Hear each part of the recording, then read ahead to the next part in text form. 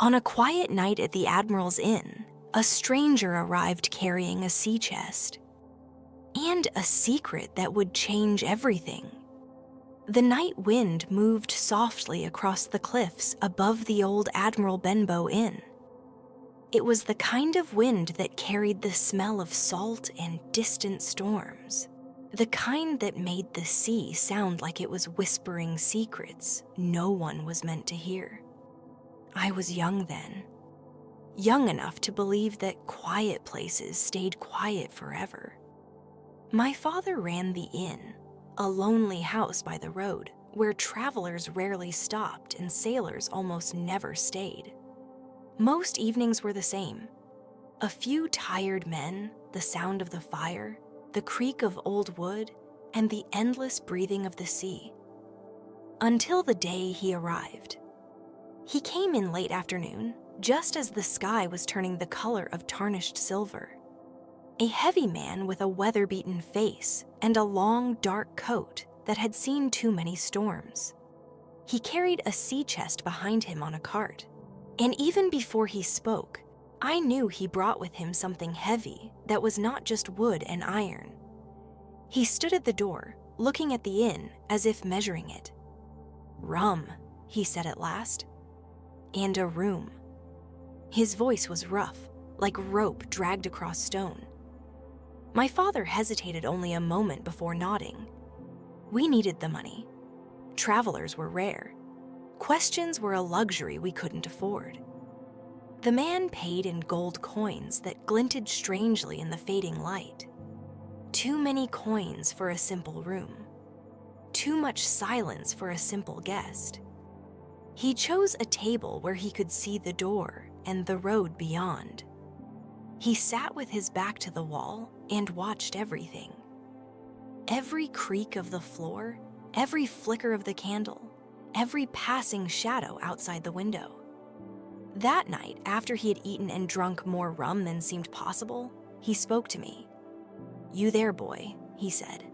"Keep watch." I didn't understand. "For a seafaring man," he continued, lowering his voice, "with one leg, if you see such a man, you tell me, and you'll be paid." He gave me a coin for the promise, a coin heavier than any I had held before. I should have refused. Any sensible person would have. But I was young, and the world beyond the inn had always felt far away. Coins had a way of making distant dangers seem unreal. So I agreed. Days passed, then weeks. The stranger stayed. He spent his mornings walking the cliffs, staring out at the sea, as though waiting for something to rise from it. He spent his evenings drinking and humming old sailor songs that had no melody, only memory. Sometimes he would fall into a dark silence, gripping his cup so tightly his knuckles turned white.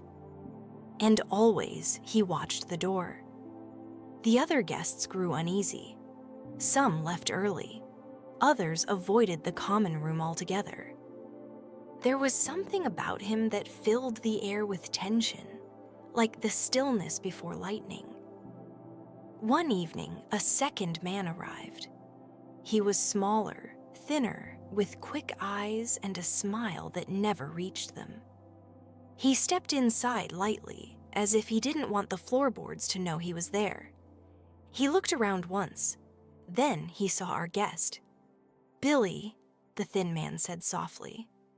The name seemed to strike the larger man like a blow. He froze, then slowly turned. His face drained of color. For a moment, no one moved. Then the two men sat together at a table in the corner. They spoke in low voices, too quiet for me to hear clearly. But the tone was not friendly. It was the tone of men who shared a past they wished they could bury. Their conversation ended abruptly. Chairs scraped, voices rose, and suddenly steel flashed in the candlelight. The fight was fast and brutal. The thin man moved like a snake, quick and precise. But the larger one had strength and desperation on his side. When it was over, the thin man fled into the night, leaving behind only a trail of blood and a silence that felt heavier than before. Our guest, Billy, as the man had called him, stood trembling. He drank deeply from a bottle of rum, then staggered upstairs to his room. From that night on, he was worse. He drank more, slept less, jumped at every sound. Sometimes he would shout in his sleep, words that made no sense to me then. Treasure, map, black spot, Flint. The name Flint came up often, always with fear. My father's health began to fail not long after. The stress of the inn, the strange guest, the constant tension, it all weighed on him. He grew pale, tired, and still, Billy stayed. Then one cold morning, another visitor arrived. He was blind, or seemed to be. His eyes were white and unfocused, but his steps were sure. He tapped a stick against the ground as he approached the inn, each tap echoing in the quiet air. "Take me to him," he said when I opened the door. I didn't want to. Something in his voice felt wrong, like a shadow pretending to be a man. But he grabbed my wrist with surprising strength. "Take me to him," he repeated. So I did. Billy sat at his usual table, staring into his cup. When the blind man approached, a look of pure terror crossed his face. The kind of terror that comes from knowing the past has finally caught up. The blind man leaned close and slipped something into Billy's hand. Then he turned and left without another word. Billy looked down at his palm. A small, dark mark rested there. He stood abruptly, knocking over his chair. His breath came fast and shallow. For a moment, he seemed to age years in seconds. Then he collapsed. The room fell silent except for the crackle of the fire and the distant roar of the sea. We carried him upstairs, but it was too late. Whatever strength had kept him alive had finally given out. He was gone, but his sea chest remained. For a long time, we did not touch it. It sat in his room like a sleeping animal, heavy and silent. Yet the air around it felt charged, as if it contained something more than clothes and coins. Then, one evening, I heard footsteps outside the inn. Many footsteps, voices in the dark. They were coming for the chest.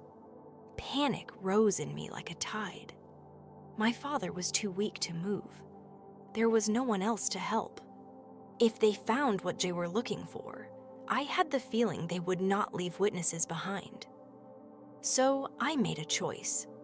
With shaking hands, I unlocked the chest. Inside were coins from distant lands, a compass, a few weapons. And at the very bottom, wrapped carefully in oilcloth, a bundle of papers. One of them was a map. Even in the dim light, I could see what it showed. An island, marked paths, strange symbols, and one word written near the center: treasure. The sound of footsteps grew louder outside. Shadows moved past the windows. Time was running out.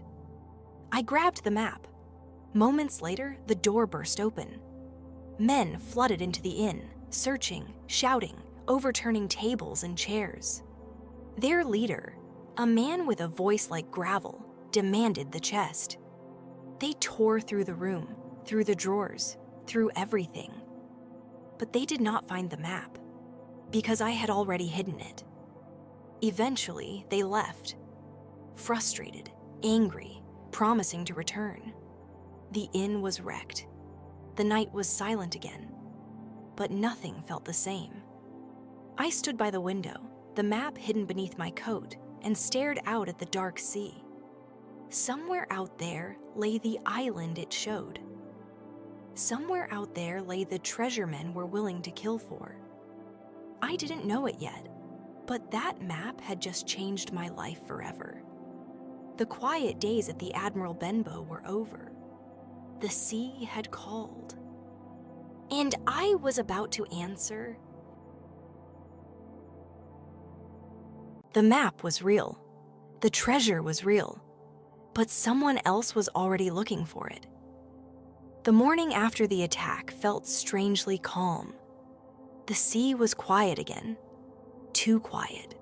As if it had watched the chaos of the night before and decided to pretend nothing had happened. The Admiral Benbow Inn stood in ruins. Broken chairs, shattered glass, the smell of spilled rum still heavy in the air. But the map was safe. Hidden beneath my coat, folded carefully inside oilcloth, it felt heavier than before. Not because of its size, but because of what it meant. Men had come in the dark for it. Armed, desperate, dangerous. That was not the kind of attention an ordinary piece of paper receives. My mother and I wasted no time. We gathered what we could salvage from the inn and made our way to the village to seek help. The name most trusted in matters of sense and safety was Dr. Livesey. Dr. Livesey was not merely a physician. He was a magistrate, a man of calm judgment and sharp mind. When he listened, he truly listened. And when he decided, people followed. He sat quietly as I told him everything. The old sailor, the blind man, the black mark, the attack. When I placed the folded map on his desk, he did not rush to open it. He simply studied me first. "You are certain," he said gently, "that this is what they were after?" "Yes, sir."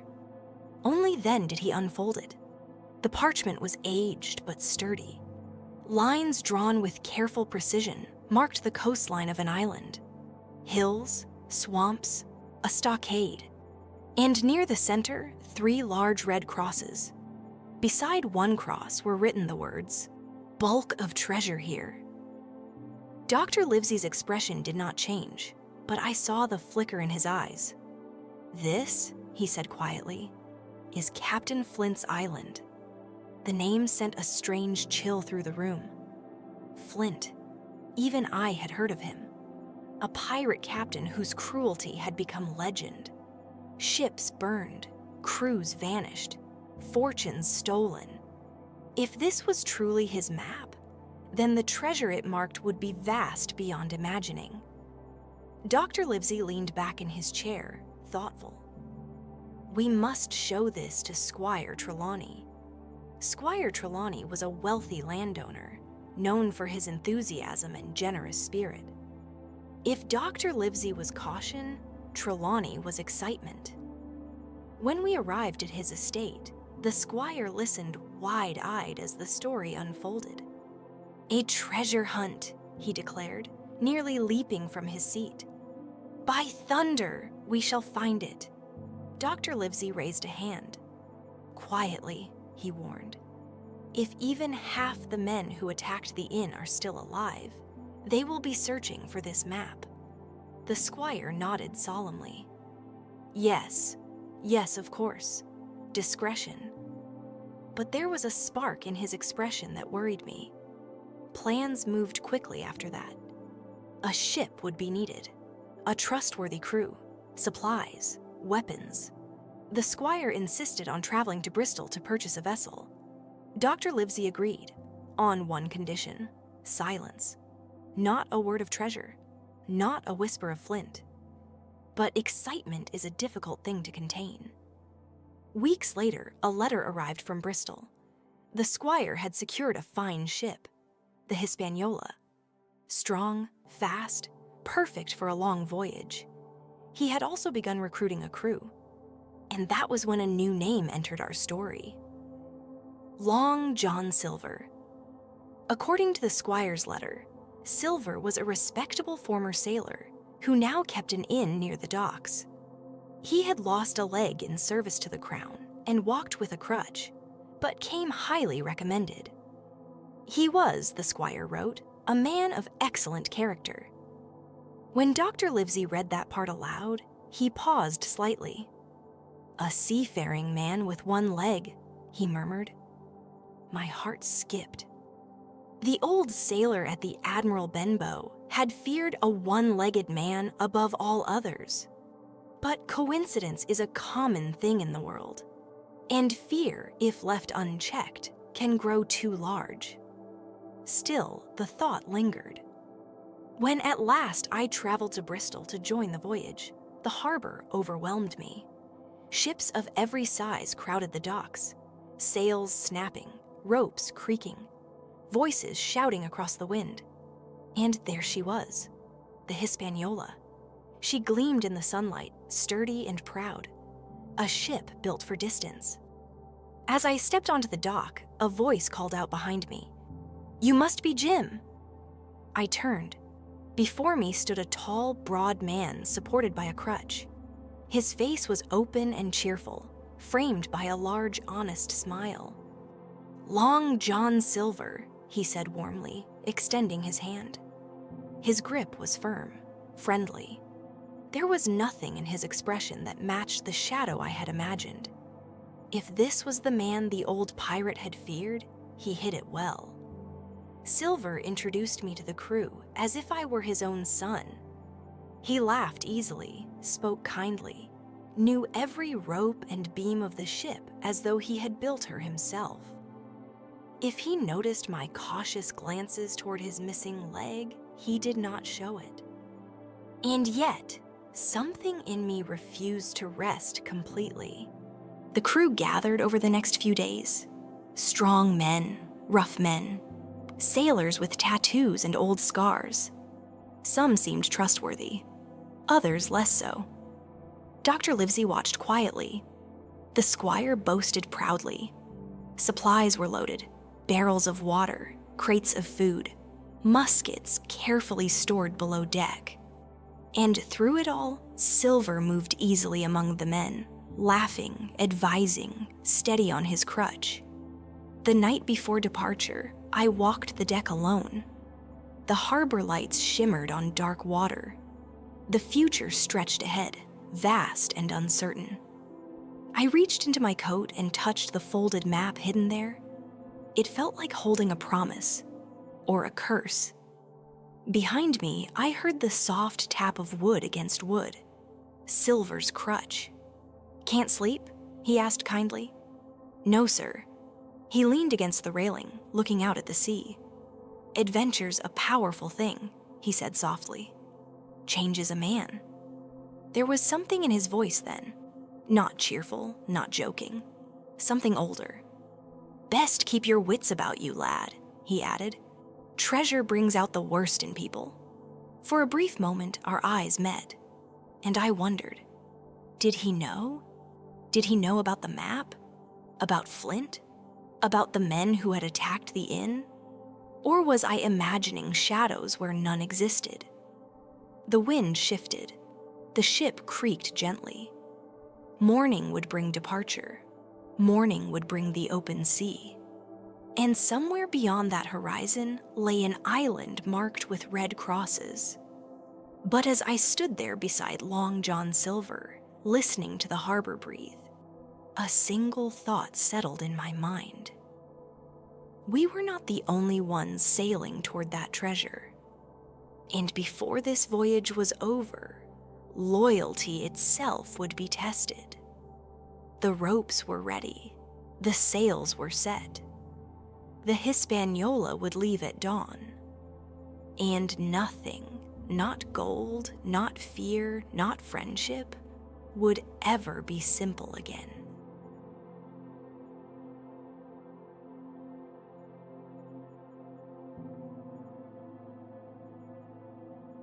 The sea was calm, but beneath the deck, whispers were beginning to rise. The morning we left Bristol was bright and wind-filled.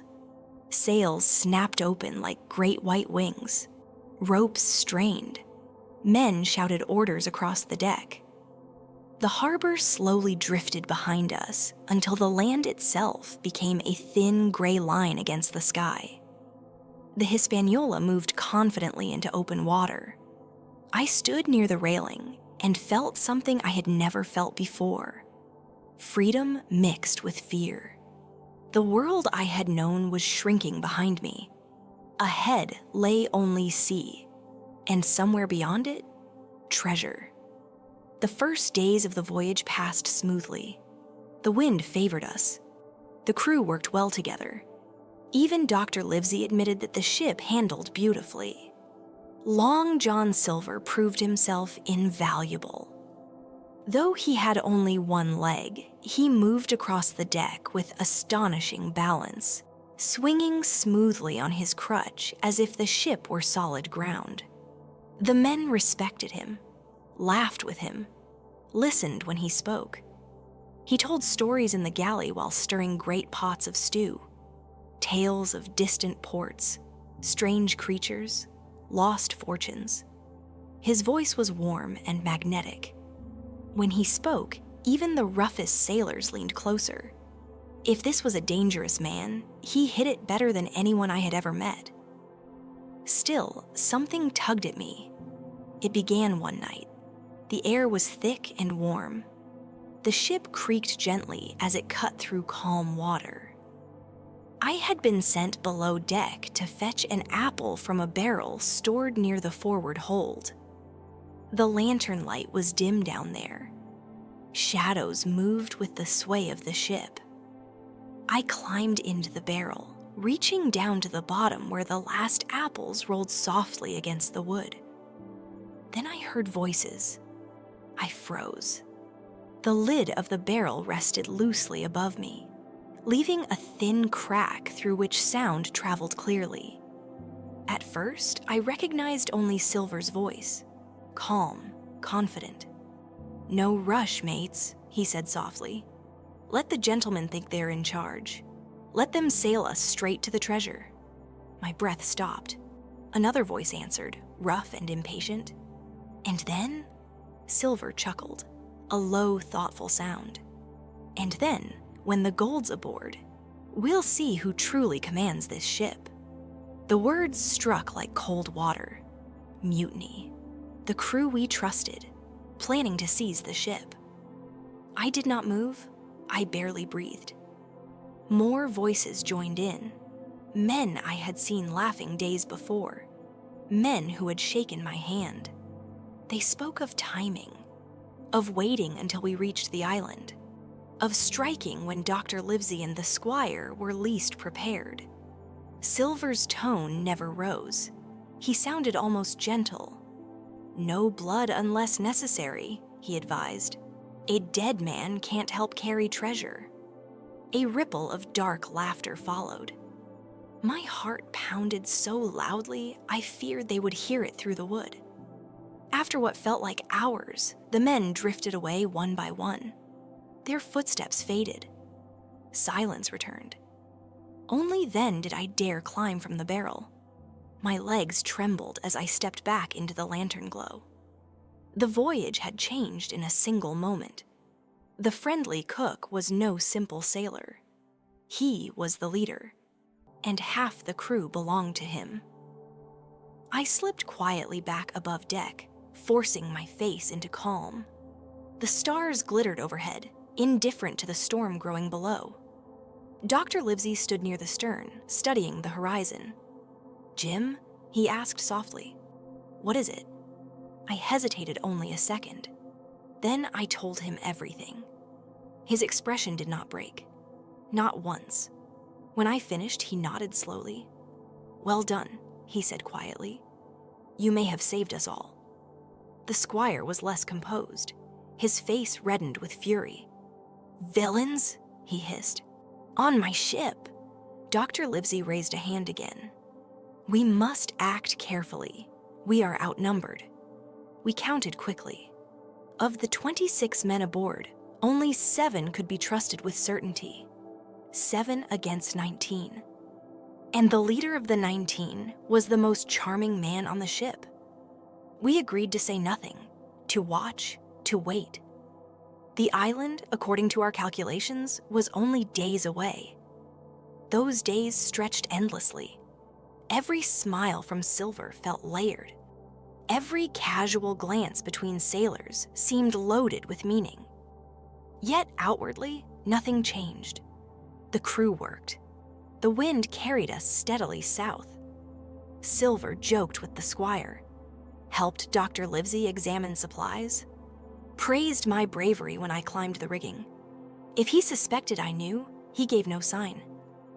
One evening, as the sun bled red into the sea, a cry came from the lookout. "Land ho!" Every man rushed to the rail. There it was, an island rising from mist. Dark hills, thick trees, a strange jagged outline against the sky. It looked peaceful from a distance, almost beautiful, but something about it felt watching. Silver stood beside me, squinting at the horizon. "Well now," he said softly. "There she is." His voice held excitement, but beneath it, something colder. Behind us, the loyal men exchanged silent glances. The game had begun. The island meant opportunity for Silver. It meant danger for us. As the Hispaniola slowed and angled toward the coast, I understood something with sudden clarity. The sea had been the easy part. The real battle would begin on land. And before the treasure was found, blood would stain that sand.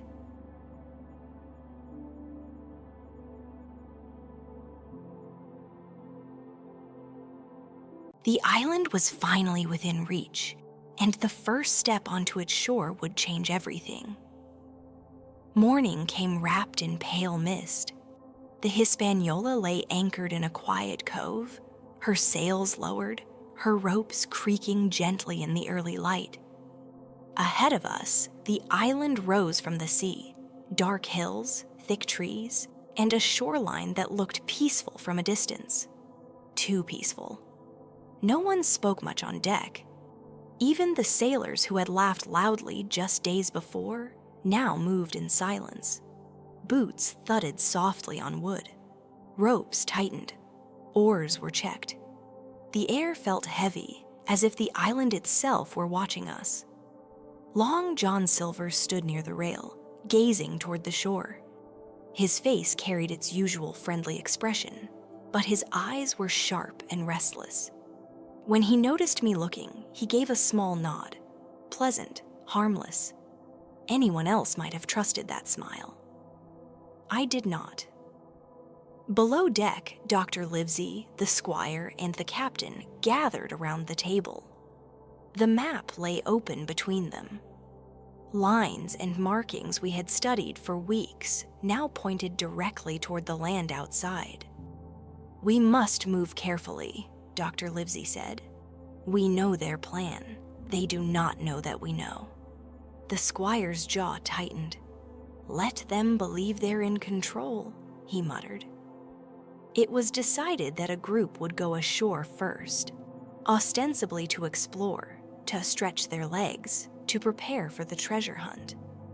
In truth, it was a test, a way to see how the men behaved once they touched land.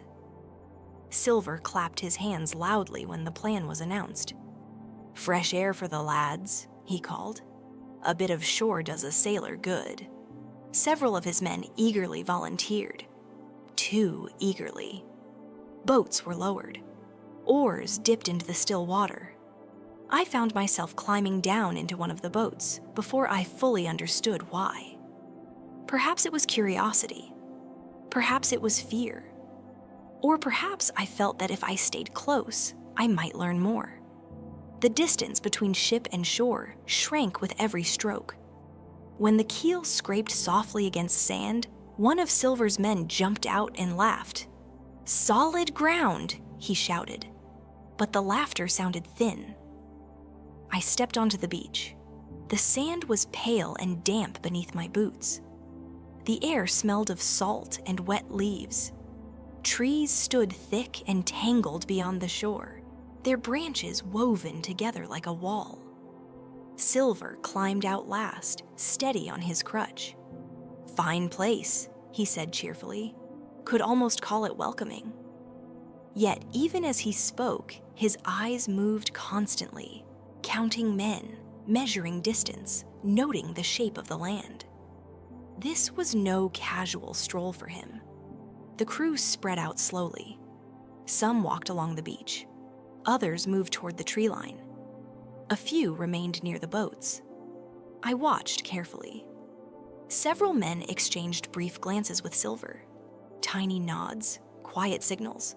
Nothing obvious, but enough. They were not simply exploring, they were preparing. Then one of the sailors stopped abruptly. "Over here," he called. We gathered around him. Half buried in the sand lay a skeleton. The bones were bleached white by years of sun and wind. The skull tilted upward, empty sockets staring toward the trees. One arm stretched forward, pointing inland. For a moment, no one spoke. Silver's expression changed, only slightly, but enough for me to notice. He leaned closer, studying the bones. "Flint," he murmured under his breath. The name settled over us like a shadow. Captain Flint, the pirate whose treasure we sought. If this skeleton belonged to one of his men, then we stood exactly where that terrible crew had once stood. The island was no longer just a destination. It was a graveyard. Some of the men shifted uneasily. Even the boldest among them seemed quieter now. The reality of the place pressed in from all sides. I felt it too. This was not a game, not a story told by lantern light. This was a place where men had lived, fought, and died. And somewhere on it lay the treasure. While the others examined the skeleton, I stepped back slowly. One step, then another. My heart beat fast, but I kept my movements small and careful. No one called my name. The trees stood close behind me. Dark, dense, silent. I slipped into the forest. Branches scratched lightly against my sleeves. The ground was uneven and soft with fallen leaves. Within moments, the beach disappeared behind me, swallowed by green shadows. I stopped only when I could no longer hear the men. The forest felt alive in a strange way.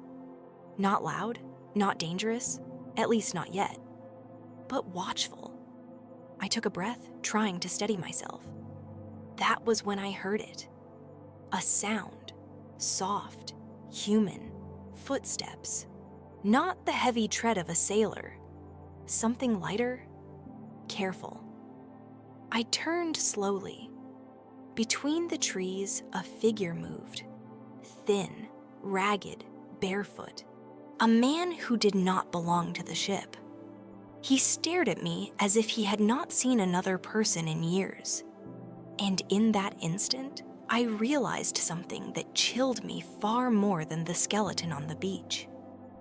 We were not alone on this island.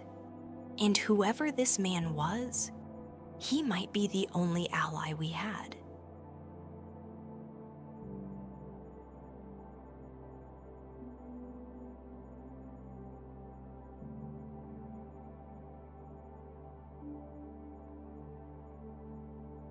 Jim thought the island was empty until a voice from the trees called his name.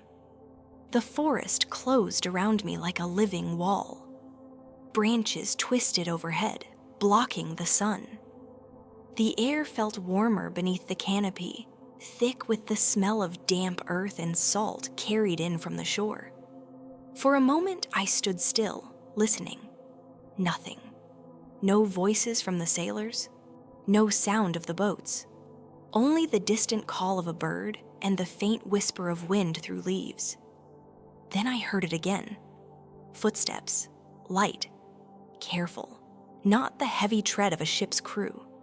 Whoever moved through the trees knew the ground well. I turned slowly. A man stepped into view. He was thin and ragged, dressed in clothes so worn they barely held together. His beard was long and uneven, his face darkened by years of sun and wind. Yet his eyes were sharp and alive, filled with a strange mix of hope and fear. He stared at me as if I were a ghost. For a moment, neither of us spoke. Then he rushed forward and dropped to his knees. "Are you real?" he asked hoarsely. "Tell me, are you real, lad?" I am," I said, startled. He let out a long breath that sounded almost like a sob. "Thank the heavens," he whispered. "A boy. A proper boy." I'd nearly forgotten what a friendly face looks like. He rose slowly, studying me. "What's your name?" he asked. "Jim." He repeated it quietly, as if testing the sound. "Jim." Then he straightened, brushing dirt from his coat. "Ben Gunn," he said. "That's me name. Been on this island. Oh, years now. Years and years." The way he said it made time feel heavy. 3 years, he added after a pause. 3 years since I last spoke to a decent soul. 3 years since I saw a proper ship. My heart beat faster. "You were left here?" I asked. He nodded. "Marooned," he said simply. "Left behind by Flint's crew. We came for treasure, we did. But we didn't find it fast enough for him. Flint weren't a patient man." The name Flint echoed through the trees like a distant storm. Ben Gunn leaned closer, lowering his voice. "You came for the treasure too, didn't you?" he asked. I hesitated, but something about him, something desperate and honest, made me trust him. "Yes," I admitted. His eyes widened. Then, slowly, he smiled. "Well now," he said, "that's a turn of luck." He looked around nervously before continuing. "You've got to listen, lad. You've got to listen careful. There's danger on that ship of yours. I know the type. I seen them before. Men who smile one minute and cut your throat the next." I swallowed. "We know," I said quietly. "There's a mutiny planned." Ben Gunn froze. "Mutiny?" he whispered. "Then you're in deeper than I thought." He began pacing, muttering to himself. All right. Could still work. Might still work." He stopped suddenly and faced me again. "Listen, Jim. I know this island. Every hill, every tree. And I know something else too." He leaned closer. "The treasure. It ain't where they think it is." The words hung in the air. "You've seen it?" I asked. He tapped his nose mysteriously. "Maybe I have, maybe I haven't. But I know this. If you and your friends play this right, you might just get off this island alive." A distant shout echoed faintly through the trees. Voices from the shore. Ben Gunn stiffened. "They'll be looking for you," he said quickly. "You'd best get back before they notice you're gone. But remember this. If you need help, find me. I'll be watching." He stepped back into the shadows, then paused. "Tell your friends about Ben Gunn," he added softly. "Tell them I'm ready to make a deal." And just like that, he vanished into the trees. I stood there alone, my thoughts racing. The island was no longer just a battleground between us and Silver's men. Now there was a third player, a man who knew its secrets better than anyone. I turned and hurried back toward the beach, careful to keep low and quiet. By the time I reached the shoreline, the sailors were already gathering near the boats. Silver stood among them, laughing at something one of the men had said. When he saw me, he raised an eyebrow. "Out for a stroll, were you?" he asked pleasantly. "Yes, sir," I replied, forcing a calm smile. His eyes lingered on me for a moment longer than necessary. Then he nodded. "Well then," he said, "back to the ship, lads. Plenty of time for exploring later." We pushed off from the shore as the sun dipped lower in the sky. The island faded behind us, but its presence lingered like a shadow. I stood at the bow, watching the trees grow smaller. Somewhere in that forest, Ben Gunn was waiting. And somewhere on this ship, Long John Silver was planning his next move. We had gained an ally, but the real struggle was still ahead. Because once the treasure was found, there would be no more pretending.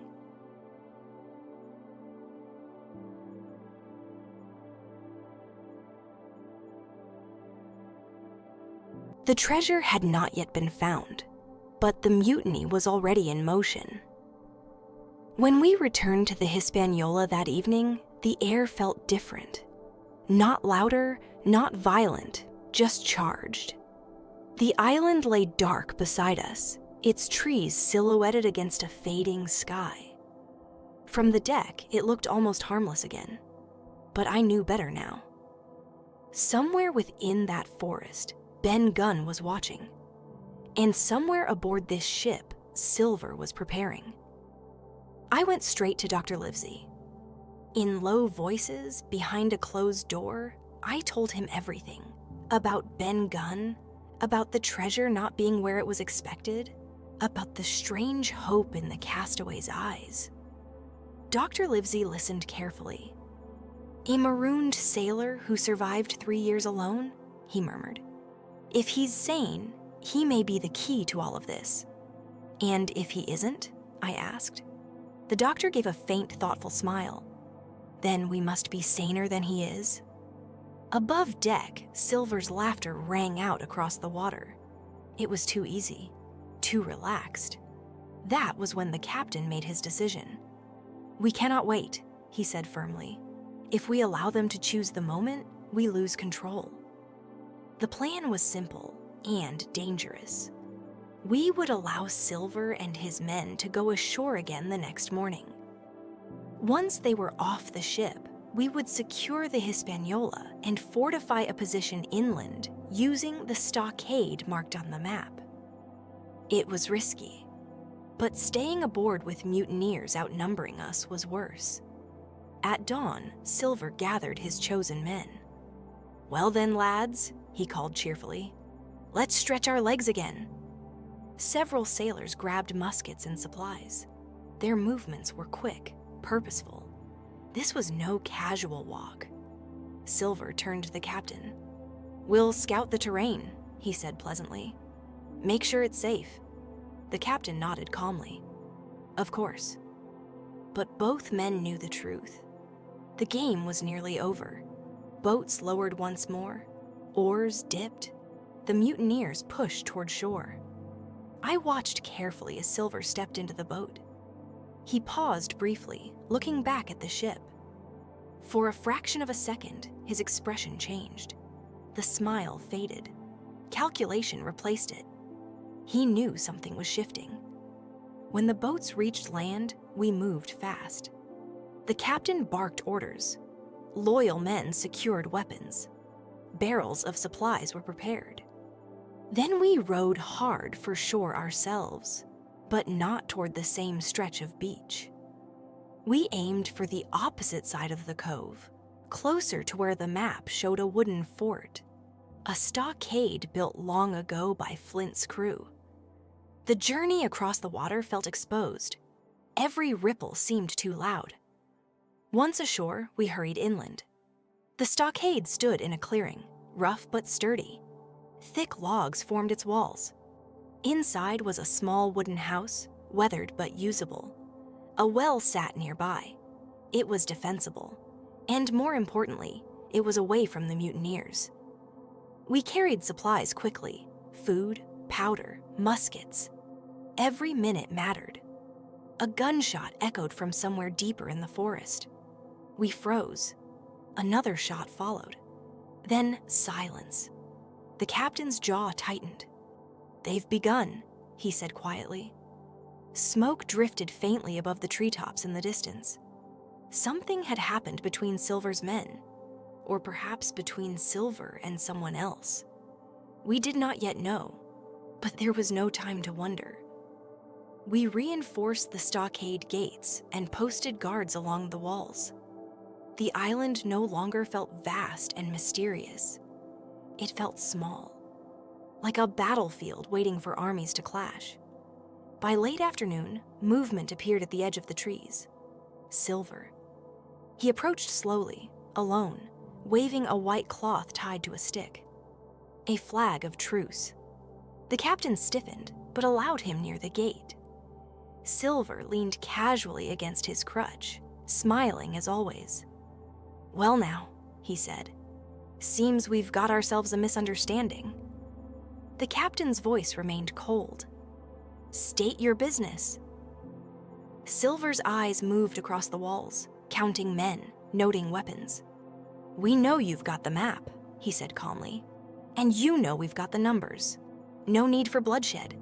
Hand it over, and we'll let you leave the island." A bold lie. No pirate ever leaves witnesses. The captain shook his head. "No." For a moment, the friendly mask slipped. Silver's expression hardened. "Think careful," he said quietly. "Next time I come back, it won't be alone." He turned and walked away without another word. We watched him disappear into the trees. The sun dipped low. The clearing grew darker. And I understood something fully for the first time. This was no longer a treasure hunt. It was a siege. We were trapped inside wooden walls, outnumbered, outgunned. And somewhere in the forest, Long John Silver was preparing to strike.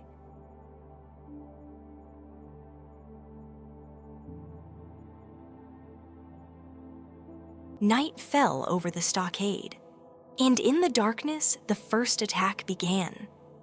The jungle does not sleep the way the sea does. At sea, night brings a steady rhythm, the creak of wood, the hush of waves. But on the island, darkness felt alive. It pressed against the walls of the stockade. It watched from between the trees. We had fortified the wooden walls as best we could. Muskets were loaded. Powder kept dry. Every man who remained loyal stood ready at his post. Still, we were only a handful, 7 against many. The sun sank slowly, bleeding red into the horizon. For a moment, the clearing glowed with a strange, peaceful light. Then the shadows deepened, and the jungle swallowed everything. No one spoke loudly. Even the squire, who had once been so eager for adventure, now kept his voice low. Dr. Livesey moved calmly from one man to another, checking wounds, checking weapons, checking nerves. The captain stood near the gate, silent and steady. I tried to keep my hands from shaking. From somewhere beyond the trees, a branch snapped. Every head turned. Then silence again. "They're testing us," the captain said quietly, "seeing how we react." Minutes stretched like hours. Then came the first shot. A flash from the tree line. A crack that split the night. A musket ball slammed into the wooden wall beside the gate. We fired back immediately. Smoke filled the air. The sharp scent of powder burned in my nose. Shapes moved between the trees, quick, low, cautious. The mutineers were spreading out, surrounding us. Another shot, then another. The attack had begun. I pressed my back against the inner wall and reloaded as fast as I could. My hands moved almost on their own now. Pour powder, ram shot, prime the pan, fire. The recoil jolted through my arms. I didn't know if I hit anyone. In the darkness, it was impossible to tell. Shouts echoed from the forest, angry, urgent. Then, suddenly, the firing stopped. Silence returned as quickly as it had broken. We waited. No one moved. Minutes passed. Then a voice called out from the trees. "Under truce!" It was Silver. The captain frowned but stepped forward cautiously. Silver emerged from the shadows with a few of his men behind him. They carried torches now, their faces lit by flickering orange light. He stopped just outside the range of our muskets. "Well," he said lightly, "seems we've got ourselves a proper disagreement." No one laughed. Silver's gaze moved across the stockade walls, counting us, measuring distance, calculating. "You're outnumbered," he said calmly. "No sense in dragging this out. Hand over the map and I'll guarantee your lives." The captain's reply was firm. "No." For a moment, Silver's friendly mask slipped. Just for a moment. Then it returned. "Think on it," he said quietly. "Next time we come, we won't be asking." He turned and vanished back into the trees. We knew what that meant. The next attack would not be a warning. It would be the real thing. Night stretched on. No one slept. We kept watch in shifts, eyes fixed on the darkness beyond the walls. The jungle seemed to breathe around us. Somewhere out there, men were moving, planning, waiting for the right moment. Dawn came slowly, and with it, the second attack. This time, they did not fire from the trees. They charged, shouting, running, muskets blazing. We fired back from the walls. Smoke filled the air again. The clearing erupted into noise and chaos. One of the mutineers reached the gate and tried to force it open. The captain struck him down before he could succeed. Another climbed the outer wall, but fell back with a cry when the squire fired from above. For a moment, it seemed we might hold. Then a musket ball struck one of our men. He fell without a sound. Another was hit moments later. The battle raged in bursts, gunfire, shouts, smoke, splintering wood. Then, as suddenly as it had begun, the mutineers pulled back. They retreated into the trees, dragging their wounded. The clearing fell silent once more. We had held the stockade, but at a cost. Dr. Livesey moved quickly among us, tending to injuries. His calm voice cut through the lingering chaos. The captain remained standing near the gate, though his face was pale. I leaned against the wall, breathing hard. The first real battle had come and gone, and it would not be the last. Somewhere in the jungle, Silver was regrouping, rethinking, planning his next move. We still had the map. We still had the stockade. But we were fewer now, and the island was far from finished with us. As the smoke drifted away and the sun climbed higher, I realized something that chilled me more than the night had. We could not stay trapped here forever. Sooner or later, someone would have to move. And when that moment came, everything would change.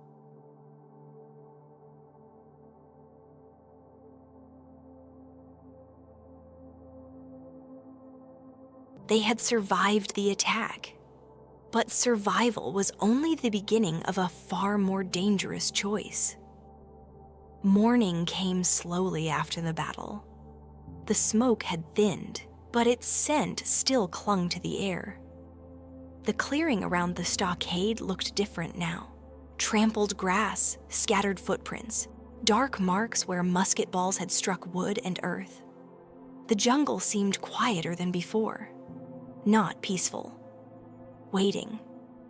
Inside the stockade, the cost of the fight was clear. 2 of our men lay wounded. 1 would not recover. Dr. Livesey moved calmly among them, his sleeves rolled up, hands steady. He spoke gently, even when delivering hard truths. The captain stood nearby, silent and grave. We had held the fort. But our numbers were shrinking. Silver's men, too, had suffered losses. We had seen them drag wounded figures back into the trees. Yet they still outnumbered us. And unlike us, they were not trapped inside a wooden wall. The captain gathered us together. "We cannot remain here indefinitely," he said. "They'll wait. They'll starve us. Or they'll try again." He was right. We had food, yes.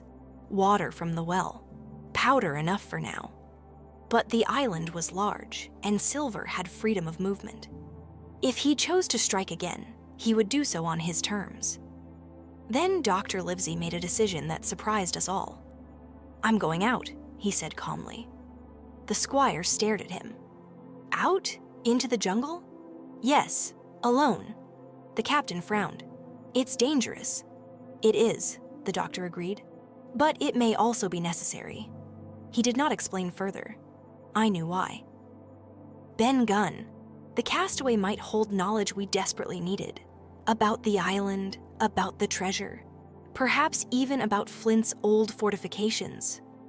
But meeting him required someone calm, rational, and trusted. Dr. Livesey was that man. Silver's men did not fire as the doctor walked out of the stockade. They watched. I could feel their eyes from beyond the trees. The doctor moved steadily across the clearing and disappeared into the jungle without looking back. The hours that followed stretched unbearably. Every sound from the forest made us tense. A snapped twig, a distant bird call, the faint rustle of leaves. Had Silver captured him? Had Ben Gunn betrayed us? Or was something else unfolding deeper within the island? When at last Dr. Livesey returned, his expression was unreadable. He stepped inside the stockade and closed the gate.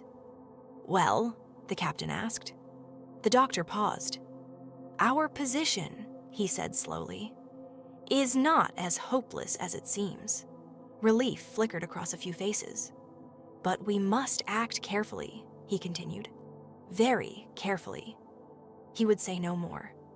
That secrecy unsettled me. Later that afternoon, something unexpected happened. Silver approached the stockade again, this time with far fewer men. No torches, no guns raised. He called out calmly. The captain allowed him near the gate once more. Silver looked tired now, less cheerful. The battle had cost him too. "Well," he said, resting on his crutch, "seems we've both taken our bruises." No one answered. He studied our faces. "Let's speak plain," he continued. "You've got something we want." "The map," the captain replied evenly. Silver nodded. "And you've got yourselves cornered. We've got the island. You've got a wooden box." The captain did not react. Silver leaned closer to the gate. "Give us the map," he said quietly, "and I'll see you safely back to the ship. No tricks." It was almost convincing. Almost. Before the captain could respond, Dr. Livesey stepped forward. "We'll consider it," he said calmly. Silver's eyes flickered. "You're running out of time," he warned softly. "My men are restless." "So are ours," the captain replied. For a long moment, the two leaders held each other's gaze. Then Silver did something unexpected. He smiled, not the bright, friendly smile from the deck of the Hispaniola, but something smaller, sharper. "You'll change your mind," he said. "One way or another." He turned and walked back toward the jungle. As he disappeared between the trees, I realized something troubling.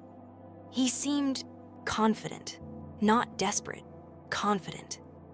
That night, the captain called a meeting. Dr. Livesey spoke plainly. "The treasure," he said, "may no longer be where the map says it is." The room fell silent. "What do you mean?" I asked. He met my eyes briefly. "It means that Silver may be chasing something that isn't there." A strange spark lit in my mind. Ben Gunn. If the castaway had truly found the treasure, or moved it, then Silver's entire plan was built on false ground. But that also meant something else. When Silver discovered the truth, his temper would not be calm. The jungle beyond the walls felt closer than ever that night. The siege was changing, and soon someone would make a move that no one else expected.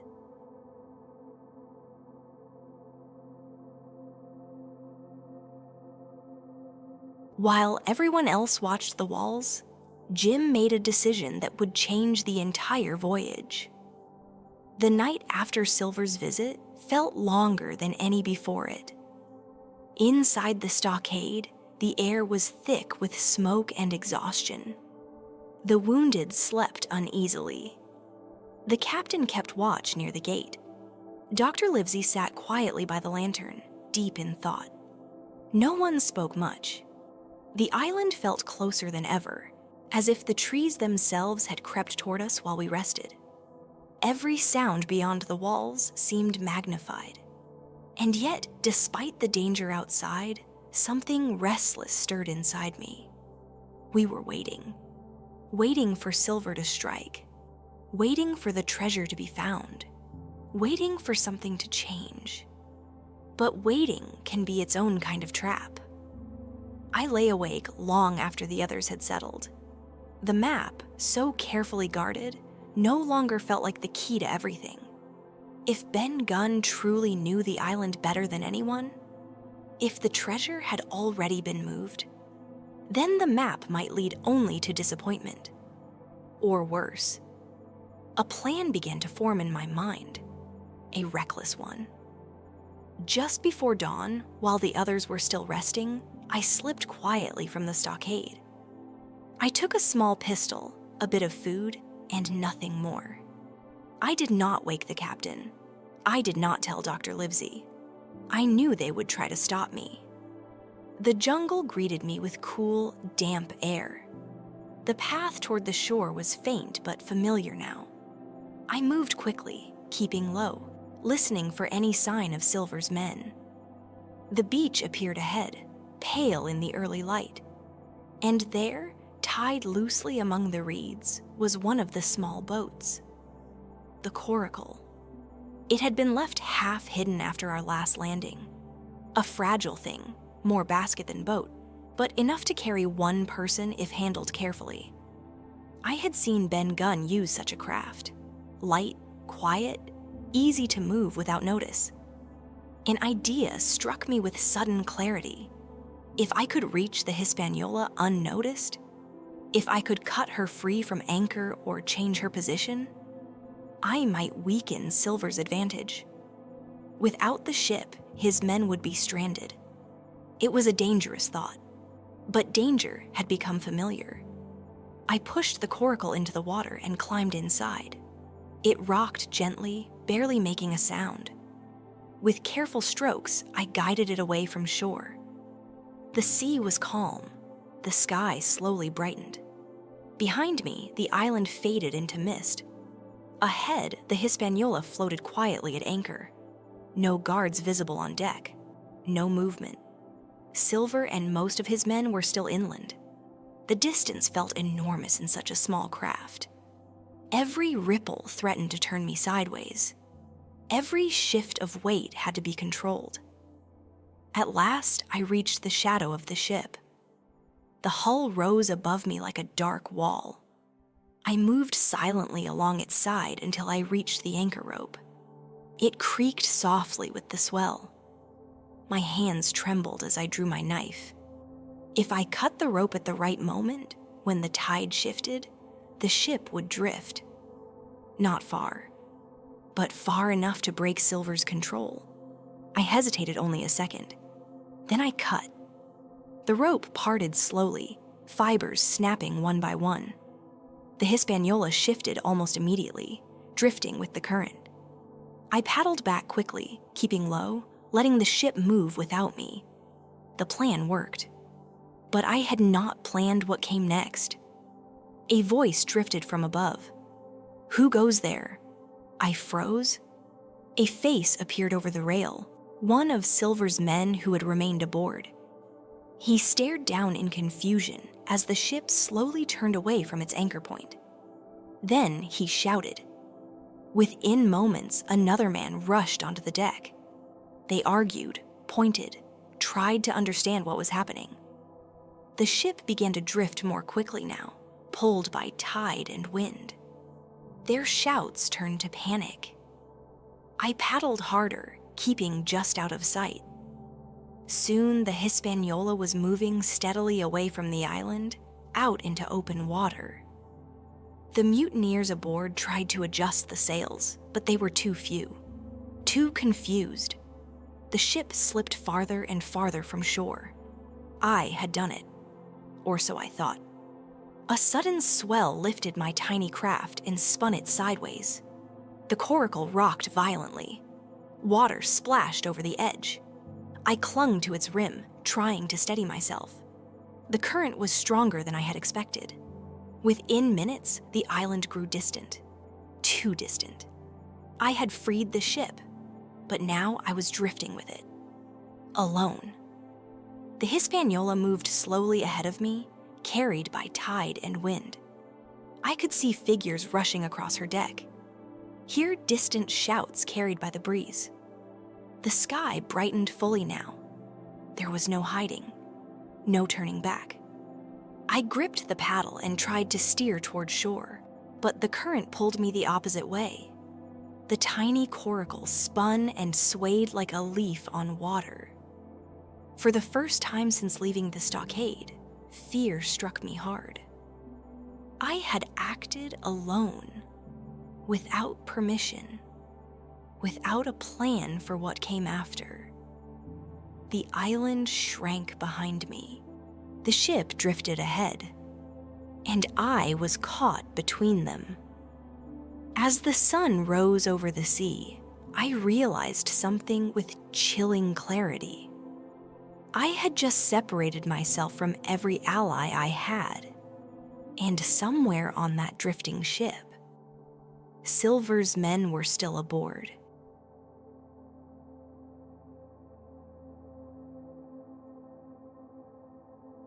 Jim had freed the ship, but now he was drifting toward it with no way back. The sea has a way of reminding you how small you are. As the sun climbed slowly over the horizon, the Hispaniola drifted farther from the island, and my tiny coracle drifted with it. The current pulled us both in the same direction, steady and silent, as if the ocean itself had decided our course. I gripped the sides of the little boat, trying to keep it balanced. Every small wave threatened to tip me sideways. Every shift of my weight made the coracle spin like a leaf. The island was already shrinking behind me. Too far to swim, too far to call for help. Ahead, the Hispaniola creaked and groaned as she drifted, her sails half loose, her deck in disarray. I could see movement, figures stumbling across the planks, shouting to one another. Silver's men who had remained aboard were trying to regain control, but they were not working together. Their movements were wild, uncoordinated. One man tried to climb the rigging while another shouted from below. The ship yawed slightly, caught between tide and wind. Then a sharp cry cut across the water. A fight. Even from a distance, I could tell something had gone wrong. Two men struggled near the rail. One swung wildly with a knife. The other stumbled backward, grabbing for a rope. The ship lurched. One of them fell. He hit the water hard and disappeared beneath the surface without a sound. The remaining man staggered, breathing heavily, staring down at the spot where his companion had vanished. For a moment, he looked as if he might jump after him. He did not. Instead, he turned and began shouting into the empty air, as if expecting someone to answer. But there was no one else. The realization struck me slowly. Only one mutineer remained aboard, and he was alone. The current carried me closer. The Hispaniola loomed larger with every passing minute. I tried to steer away, but the coracle had little strength against the tide. It spun and drifted, always returning to the same path. Closer, closer still. The lone sailor on deck paced like a caged animal. He did not see me yet. He seemed too focused on the chaos around him, the drifting ship, the missing companion, the endless water. At last, the hull rose beside me, dark wood, towering above my fragile craft. I caught hold of a loose rope trailing over the side. The coracle bumped gently against the ship's flank. For a moment, I hesitated. Climbing aboard would be dangerous, but drifting alone at sea was worse. I waited until the sailor moved toward the stern, then pulled myself up quietly. My hands found the rail. My boots scraped softly against the wood as I swung over and dropped onto the deck. The ship felt different without its full crew. Empty, unsteady, haunted by echoes of shouting and movement that were no longer there. I crouched behind a stack of barrels, listening. The sailor staggered across the deck again. He muttered to himself, voice slurred. A bottle dangled from one hand. His steps were uneven, his eyes unfocused, drunk. That might be my only advantage. Carefully, slowly, I moved toward the helm. If I could steer the ship, if I could guide it back toward the island, I might yet return to the others. But the wheel spun loosely. The sails hung half-tangled. The ropes needed adjusting. I had never handled a ship alone. Still, I tried. I pulled at a line, adjusted a sail, turned the wheel slightly. The Hispaniola responded, sluggish but obedient. She began to angle slowly with the wind, her drift changing course. Hope flickered. Then the sailor turned. He saw me. For a moment, he simply stared. Then he roared. He rushed forward, knife raised. I stumbled back, grabbing the nearest object, a coil of rope. My heart pounded as he charged. His steps were wild but fast. We circled each other on the rocking deck. The ship creaked beneath us, sails flapping overhead. He lunged. I dodged sideways. The knife slashed through air where I had stood a moment before. He stumbled, nearly falling, then swung again. There was no time to think, only to move. I ran toward the mast. He followed, shouting curses. The deck tilted slightly as the ship caught a stronger current. He lost his footing for a split second. It was enough. I pushed him hard. He crashed into the rail. The knife slipped from his hand. He grabbed for balance, but the ship lurched again, and he went over. A splash, a cry cut short, then nothing. I stood frozen, breathing hard. The deck was silent. The sea stretched endlessly in every direction. I was alone on a drifting ship in open water.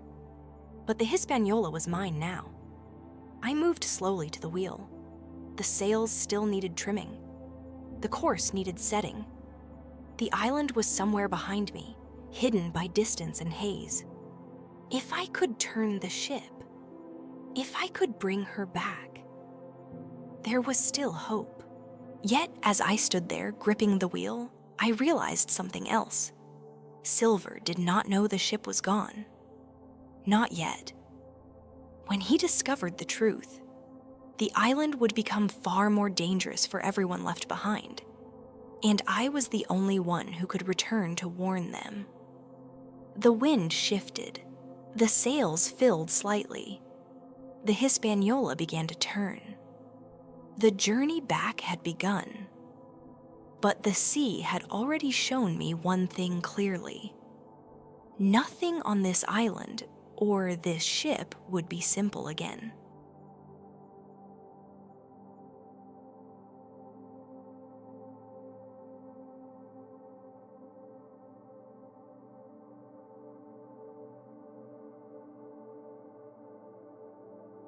Jim had freed the ship, but now he was drifting toward it with no way back. The sea has a way of reminding you how small you are. As the sun climbed slowly over the horizon, the Hispaniola drifted farther from the island, and my tiny coracle drifted with it. The current pulled us both in the same direction, steady and silent, as if the ocean itself had decided our course. I gripped the sides of the little boat, trying to keep it balanced. Every small wave threatened to tip me sideways. Every shift of my weight made the coracle spin like a leaf. The island was already shrinking behind me. Too far to swim, too far to call for help. Ahead, the Hispaniola creaked and groaned as she drifted, her sails half loose, her deck in disarray. I could see movement, figures stumbling across the planks, shouting to one another. Silver's men who had remained aboard were trying to regain control, but they were not working together. Their movements were wild, uncoordinated. One man tried to climb the rigging while another shouted from below. The ship yawed slightly, caught between tide and wind. Then a sharp cry cut across the water.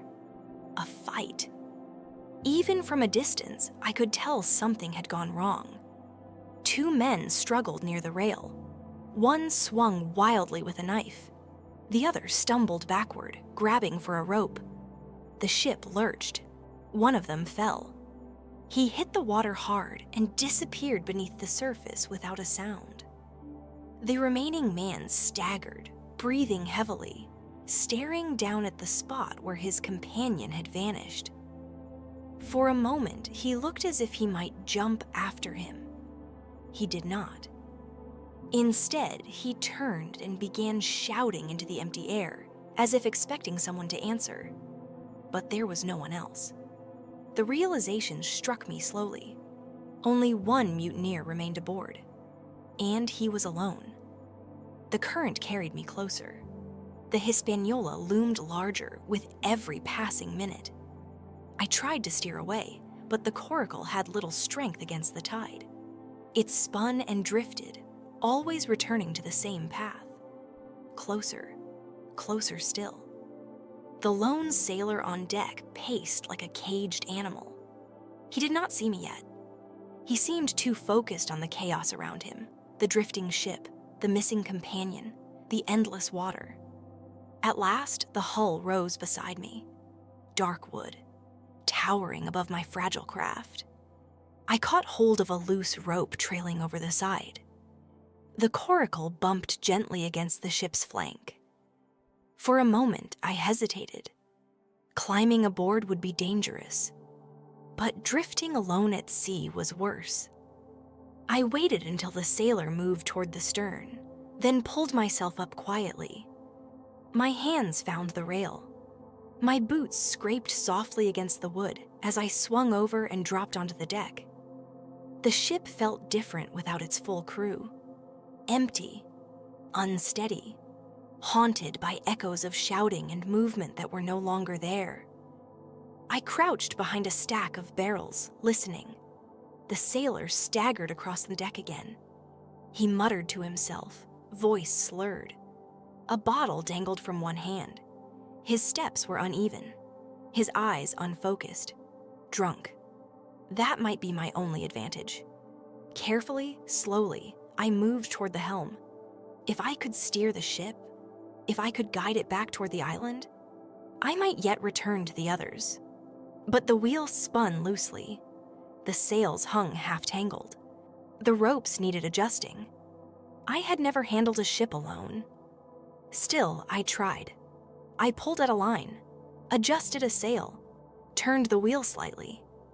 The Hispaniola responded, sluggish but obedient. She began to angle slowly with the wind, her drift changing course. Hope flickered. Then the sailor turned. He saw me. For a moment, he simply stared. Then he roared. He rushed forward, knife raised. I stumbled back, grabbing the nearest object, a coil of rope.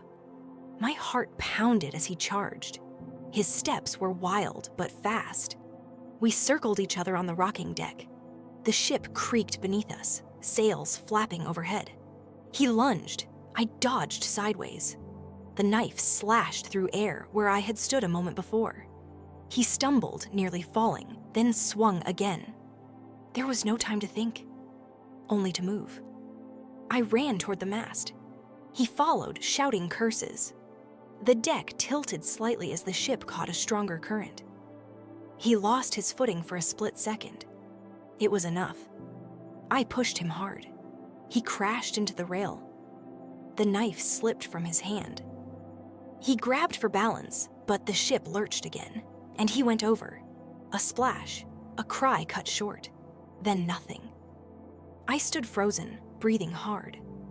The deck was silent. The sea stretched endlessly in every direction. I was alone on a drifting ship in open water. But the Hispaniola was mine now.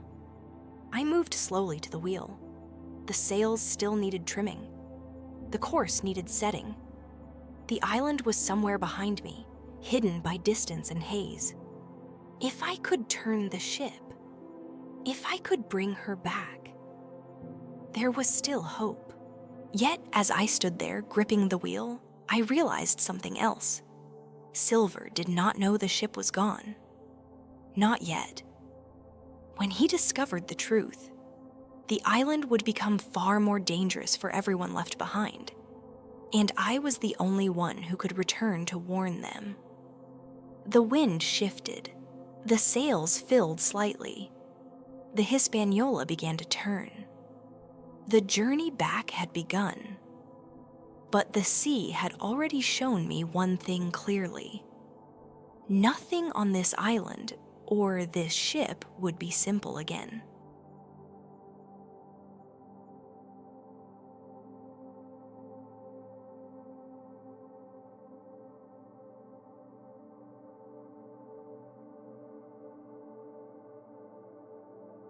Jim had taken the ship. Now he had to find his way back to the island before Silver discovered the truth. The deck of the Hispaniola felt far too large for one person. Every rope creaked. Every sail snapped softly in the morning wind. Without a crew, the ship seemed alive in a different way, like a great animal waiting for direction. And I was the only one aboard. The sea stretched endlessly around me. The island was nowhere in sight now, hidden by distance and haze. Only the faint line of horizon remained. I moved carefully across the deck, steadying myself against the rail. The man I had fought was gone. The second had vanished beneath the water hours earlier. There was no one left to stop me, but there was also no one left to help. I took a breath and turned to the wheel. The Hispaniola did not need to be sailed perfectly, only guided. If I could turn her back toward the island and let the current help me, I might reach shore by evening. That was my hope. I adjusted the wheel slowly. The sails caught the wind unevenly at first, flapping and snapping. I pulled one rope tighter, then another. The ship responded like a stubborn horse, slow but willing. Gradually, her nose turned toward the island. I did not know if I was steering exactly right, but I knew the direction we had come from, and for now, that was enough. Hours passed. The sun climbed high, then began its slow descent. My arms ached from pulling lines. My hands burned from rope. Still, the ship moved. At last, a dark shape appeared on the horizon. The island. Relief washed over me so suddenly I nearly laughed. The sight of land, any land, felt like salvation. But I could not bring the Hispaniola too close to the main shore. If Silver's men saw her returning without their control, they would know something had gone terribly wrong. I needed a quiet place, a hidden inlet. The wind shifted slightly as the afternoon wore on, pushing the ship along the island's far side. The coastline there was rocky, broken by small coves and narrow beaches. One of them might serve. Then I saw it. A small stretch of sand tucked between two dark outcroppings of rock. Calm water, shallow enough for the ship to ground safely. I turned the wheel carefully. The Hispaniola moved slower now, gliding toward the hidden shore. The sails hung heavy as the wind eased. The hull scraped gently against sand. We had arrived. I dropped anchor as best I could and secured the lines. The ship rested quietly, hidden from the main cove where Silver's men would likely search. For the first time since leaving the stockade, I allowed myself to sit. Exhaustion came quickly, but I could not stay. The others were still on the island, still inside the stockade. They did not know the ship was safe, or that the mutineers aboard were gone. They needed to know. I gathered what I could carry, a small pistol, a bit of food, and climbed down to the shore. The sand felt strange beneath my boots after so many hours at sea. The island loomed ahead once more, dark and quiet. Dusk was already falling. I moved through the trees as quickly and quietly as I could, heading back toward the stockade. The path felt longer than before. Every shadow seemed deeper, every sound sharper. At last, the clearing appeared ahead. The stockade stood silent under the fading light. No guards at the wall, no voices, no fire. My heart began to race.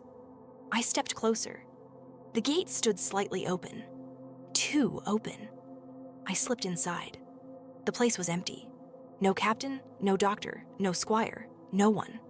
The fire pit was cold, supplies scattered, signs of struggle everywhere. They were gone. Taken, captured, or forced to flee. A sudden sound behind me made me spin around. From the shadows of the doorway, a figure stepped forward. It was not one of my friends. It was Long John Silver. He leaned on his crutch, smiling slowly in the dim light. "Well now," he said softly. "Look who's come back." I froze. Silver's men stepped from the darkness behind him. They had the stockade, and I had walked straight into their hands.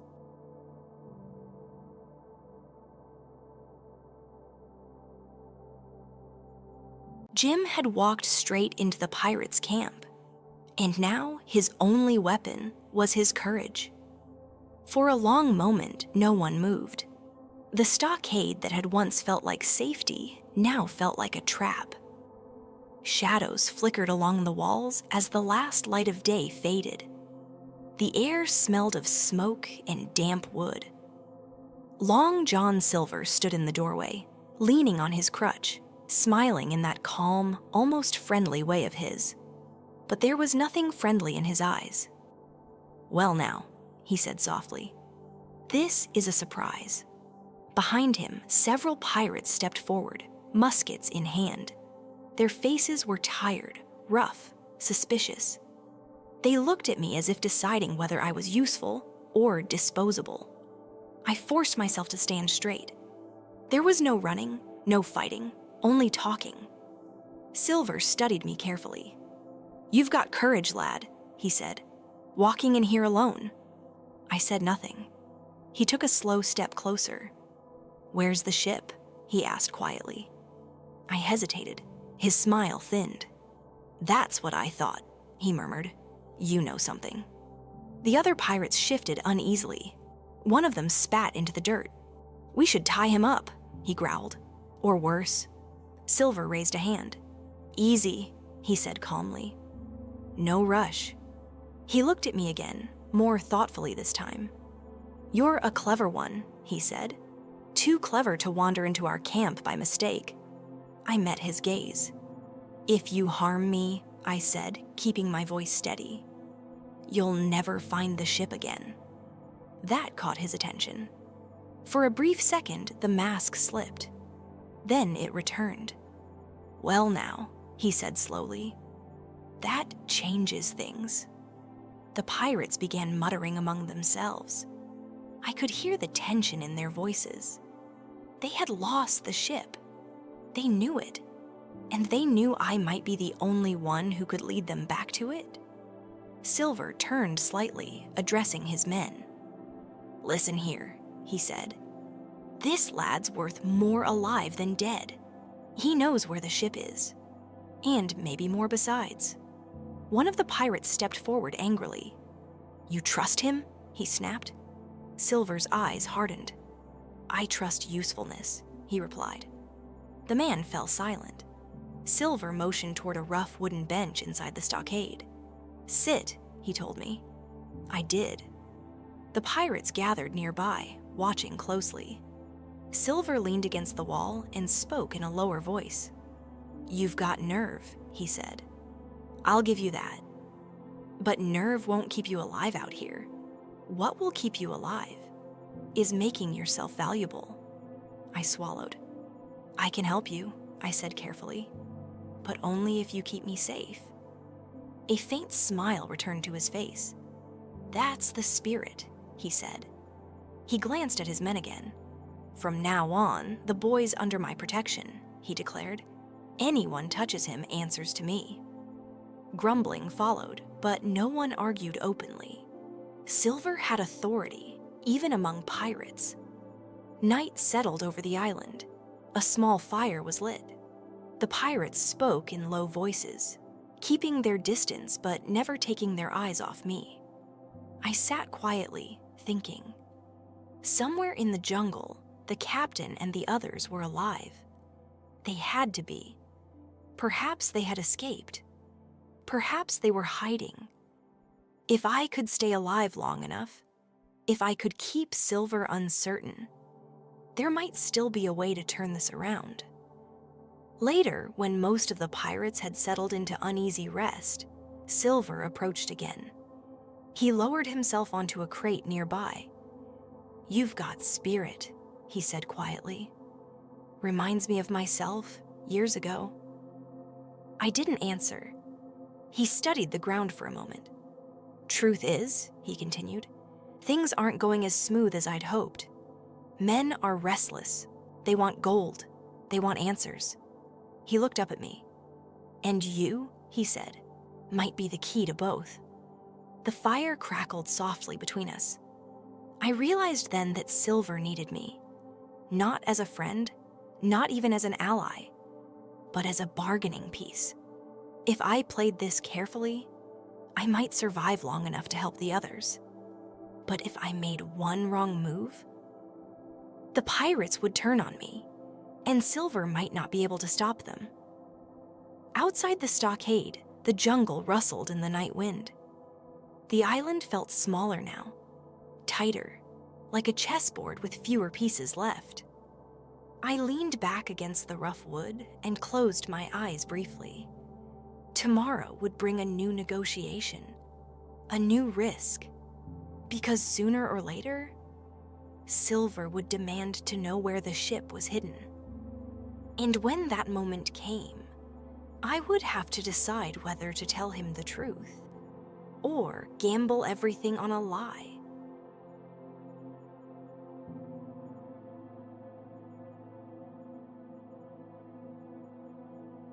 Silver had the map, and at last the pirates were marching toward the treasure. Morning came thick with heat and tension. The pirates had not slept well. I could see it in their eyes, restless, suspicious, hungry for gold. They whispered among themselves, casting glances at Silver as if measuring his worth. He felt it too. Leadership among pirates is a fragile thing. It rests not on loyalty, but on success. And Silver needed success. He stood in the center of the stockade, the map in his hand. "Yes, lads," he said smoothly. "Today's the day." The men leaned closer. The red crosses on the parchment glowed in the morning light. 3 marks. One labeled clearly. "Bulk of treasure here." The words seemed almost alive in their minds. Silver turned to me. "You're coming," he said quietly. It wasn't a request. The pirates gathered muskets, shovels, pistols, faces hardened with expectation. They left the stockade in a rough column, pushing through the jungle with impatient strides. I walked beside Silver. "Careful now," he murmured under his breath. "You keep your wits, and I'll keep you breathing." I didn't answer. The island felt different that day. No longer mysterious, no longer quiet. It felt like it was holding its breath. The march was long and brutal. The ground rose sharply, thick with roots and tangled vines. The air grew hotter. Sweat ran down faces already streaked with powder and dirt. One of the pirates stumbled and cursed loudly. Another muttered about ghosts. Flint's name came up more than once. The deeper we moved inland, the heavier the mood became. Then they saw it. The skeleton. The same one from the beach, but closer now, fully revealed in the clearing. Its bones lay arranged deliberately, arms stretched forward, fingers pointing toward the hill beyond. The pirates froze. "Flint did that," one whispered. No one laughed. Superstition is a powerful thing among men who have seen too much blood. Silver limped forward, studying the bones. "Keep moving," he said sharply. "Gold's not found by standing still." Reluctantly, they obeyed. We climbed higher. The map guided us toward a clearing marked by 3 tall trees. The men began to move faster now, excitement replacing fear. "There!" someone shouted. A patch of disturbed earth lay ahead. Shovels were raised. They dug like madmen. Soil flew. Roots snapped. Sweat poured. Then, a hollow sound. The shovel struck wood. A roar of triumph erupted. They tore at the earth, pulling away dirt until the shape of a chest became clear. Hands clawed at the lid. It opened. And inside, nothing. Silence fell like a hammer. The chest was empty. Rotten wood, dust, no gold, no silver, no treasure. For a long moment, no one moved. Then the shouting began. "You lied to us! It was here! The map said so!" Silver did not speak. He stared into the empty chest, his face unreadable. One of the pirates turned on him. "You knew!" the man shouted, raising his pistol. The others stepped back. The fragile balance of power shattered in an instant. I felt it, the shift. The pirates no longer had gold to chase. They had someone to blame. Silver straightened slowly. "Think," he said calmly. "Who had the map before us?" Their eyes shifted toward me. The moment stretched dangerously. Then, a gunshot cracked from the trees. One pirate fell instantly. Another shot followed. Chaos exploded. From the forest edge, familiar figures emerged. Dr. Livesey, the captain, and the loyal men. They had been waiting. Silver reacted instantly. He turned and fired at one of the mutineers instead of the approaching rescue party. "Over here," he shouted, "with me." It was a choice. And in that moment, he chose survival. The pirates scattered, confused and furious. Some fled into the jungle. Others fell. Within minutes, the clearing was ours. Smoke drifted through the trees. The empty chest lay open like a cruel joke. Dr. Livesey rushed to my side. "You're alive," he said, relief clear in his voice. "Yes," I replied, still stunned. Silver stood nearby, lowering his pistol. "Well now," he said softly. "Seems the game's changed again." The doctor's eyes narrowed. "You knew, didn't you?" he asked. Silver gave a small shrug. "I suspected." The truth was simple now. Ben Gunn had found the treasure long ago, moved it, hidden it elsewhere.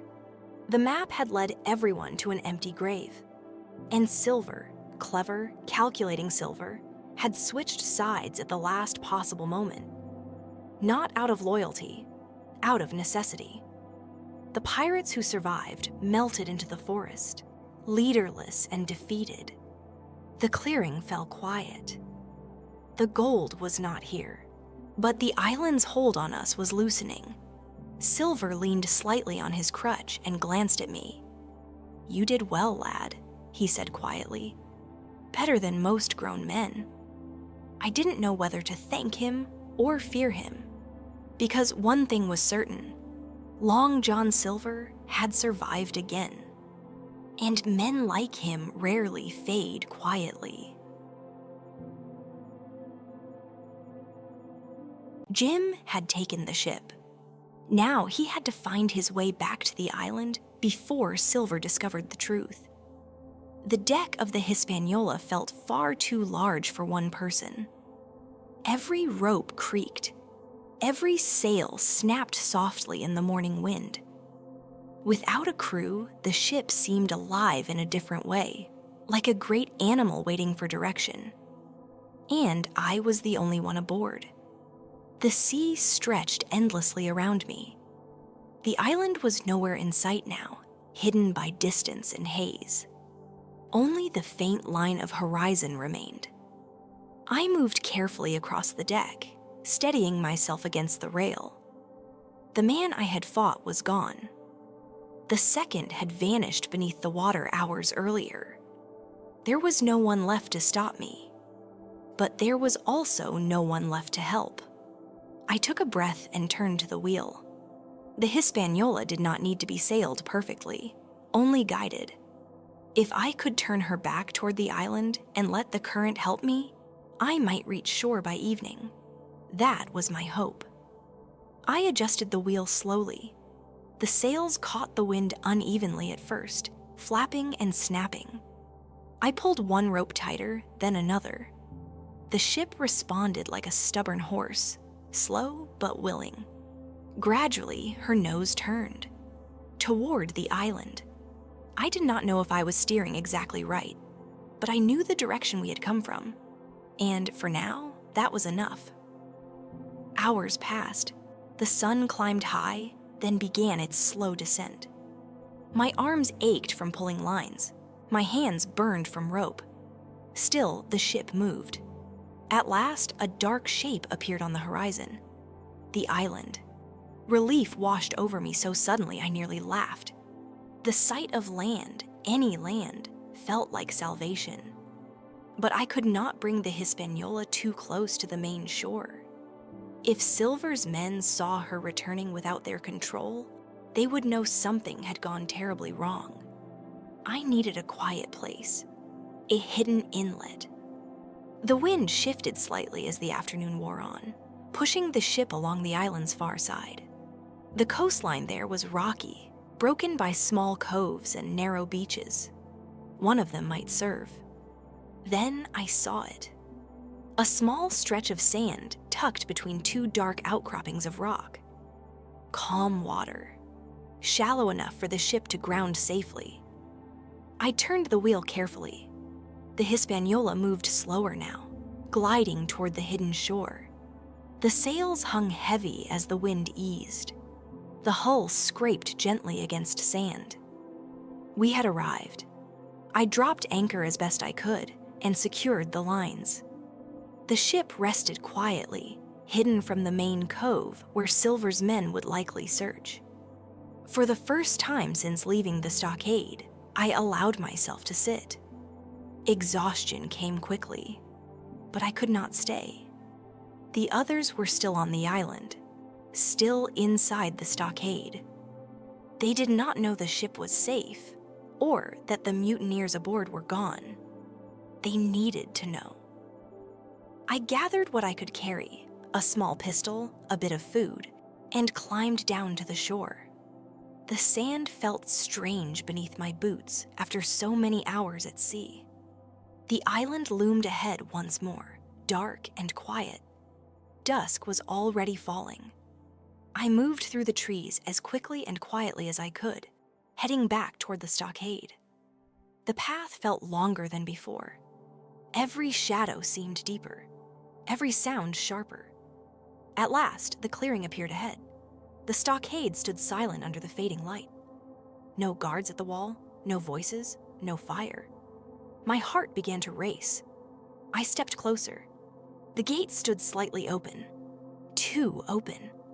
I slipped inside. The place was empty. No captain, no doctor, no squire, no one. The fire pit was cold, supplies scattered, signs of struggle everywhere.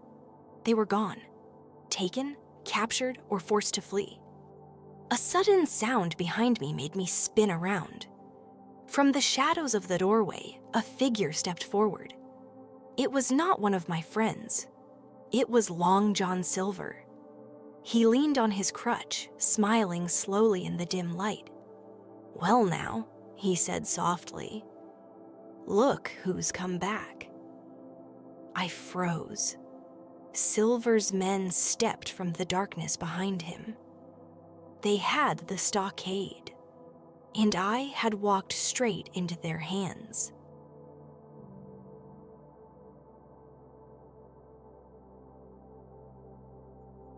The chest was empty, but the real treasure had been waiting all along. Smoke drifted slowly through the clearing.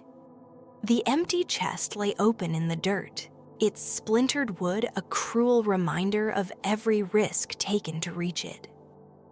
Around it, the forest stood silent again, as if amused by our confusion. The pirates who survived had scattered into the trees. A few lay wounded. One did not rise at all.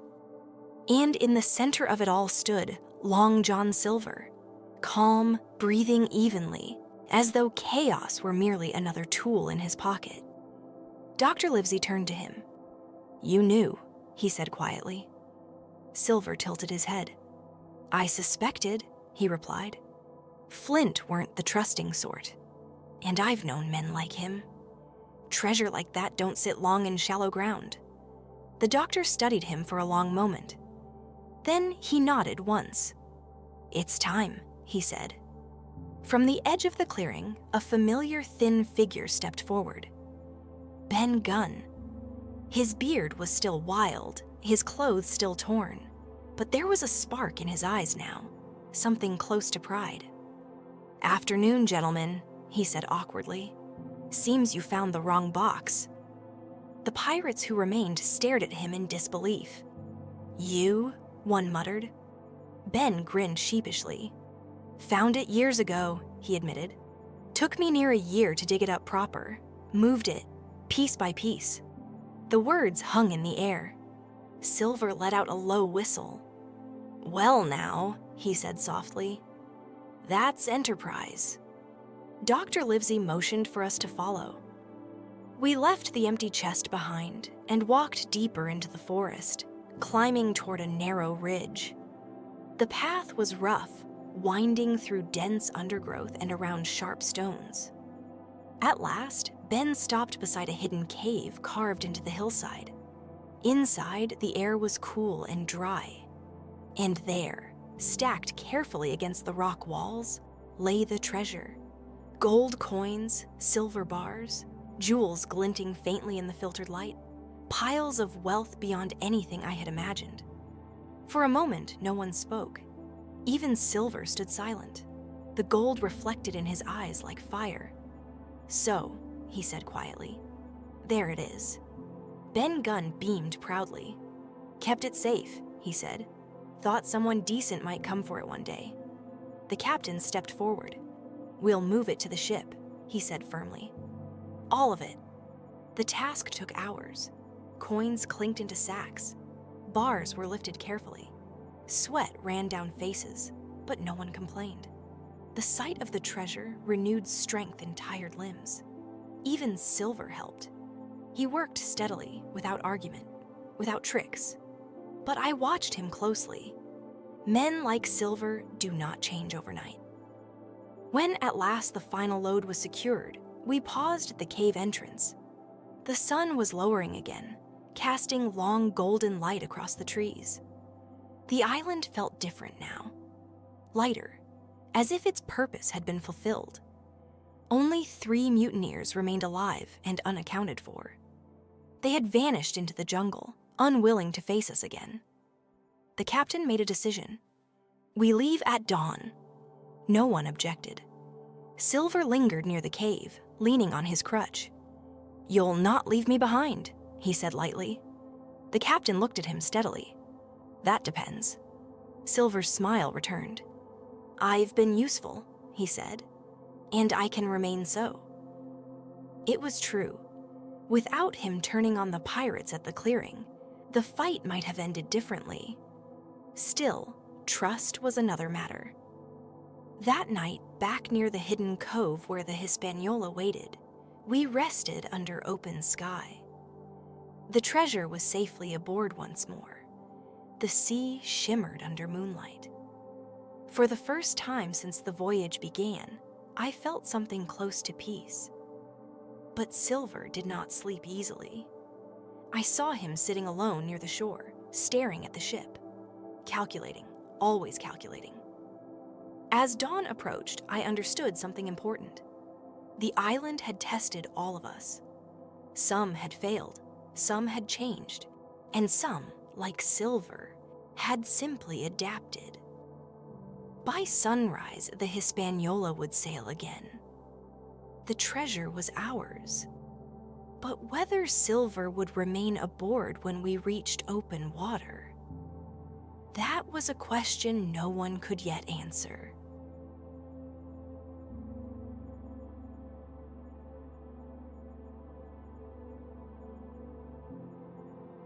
The treasure was finally aboard, but one man was already planning his last move. Dawn came slowly over the quiet cove.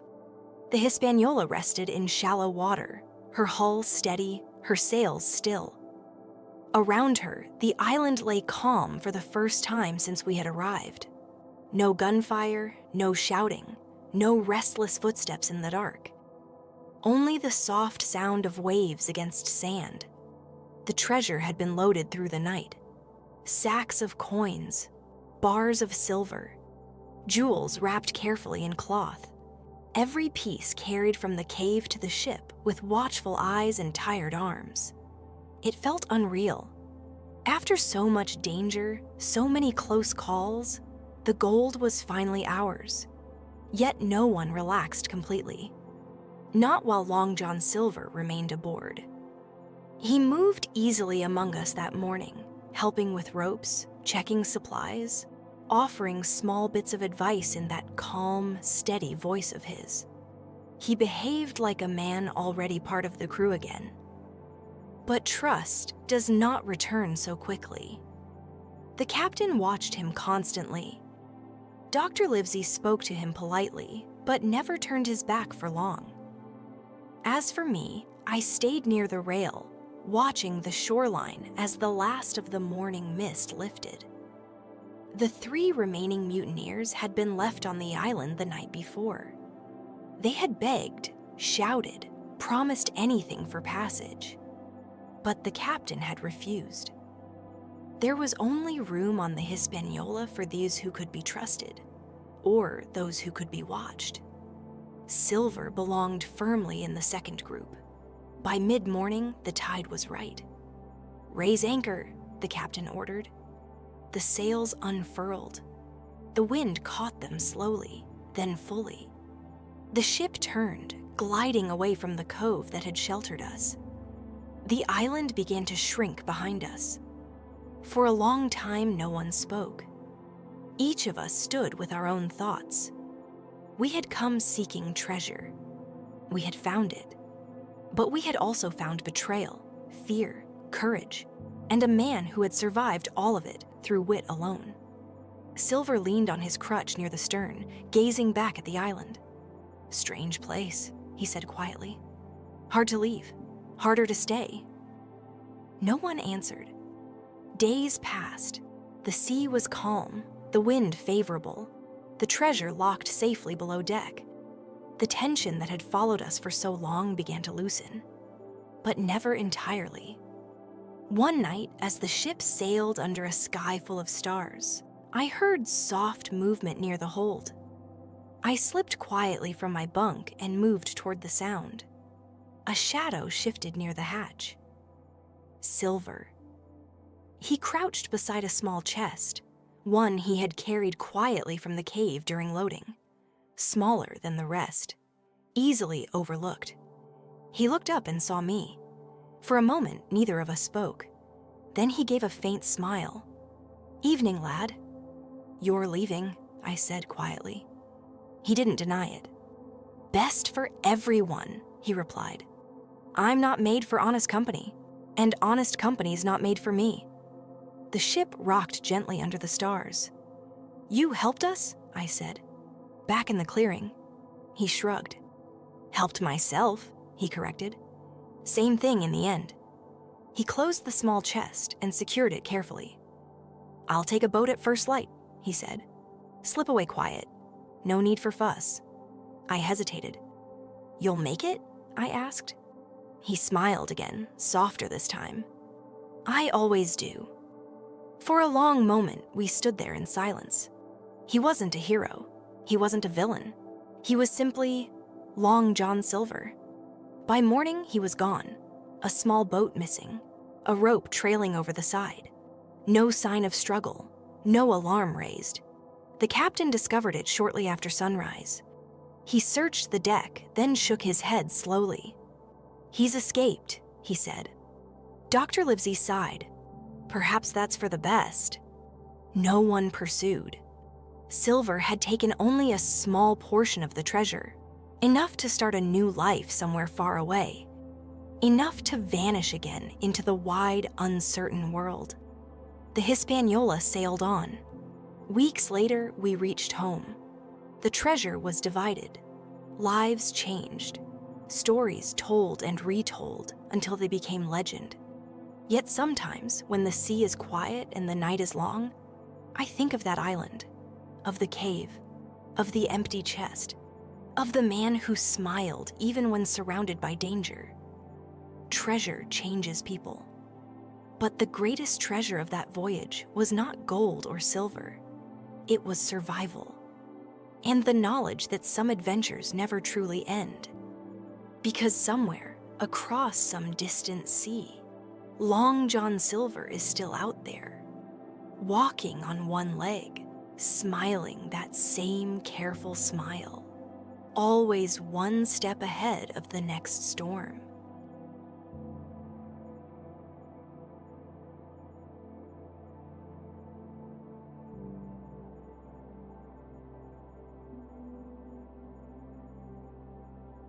The voyage was over, but the island followed them home. The sea was calm on the journey back. Too calm. After months of tension, gunfire, betrayal, and gold, the quiet felt unfamiliar. The Hispaniola moved steadily across open water, her hull no longer groaning under stress, but gliding with purpose. The treasure was secured below deck, and Long John Silver was gone. For several days after his escape, the crew spoke of little else. Some cursed him, others admired him quietly. The captain said very little at all. Dr. Livesey only remarked once, "Men like Silver do not disappear, they relocate." I often stood alone at the rail, watching the horizon. The wind felt different now, no longer sharp with danger, but heavy with reflection. We had won. Yet victory did not feel simple. When land finally appeared in the distance, a strange silence settled over us. Home looked smaller than I remembered, simpler. The dock welcomed us with noise and motion. Traders shouted, workers hurried.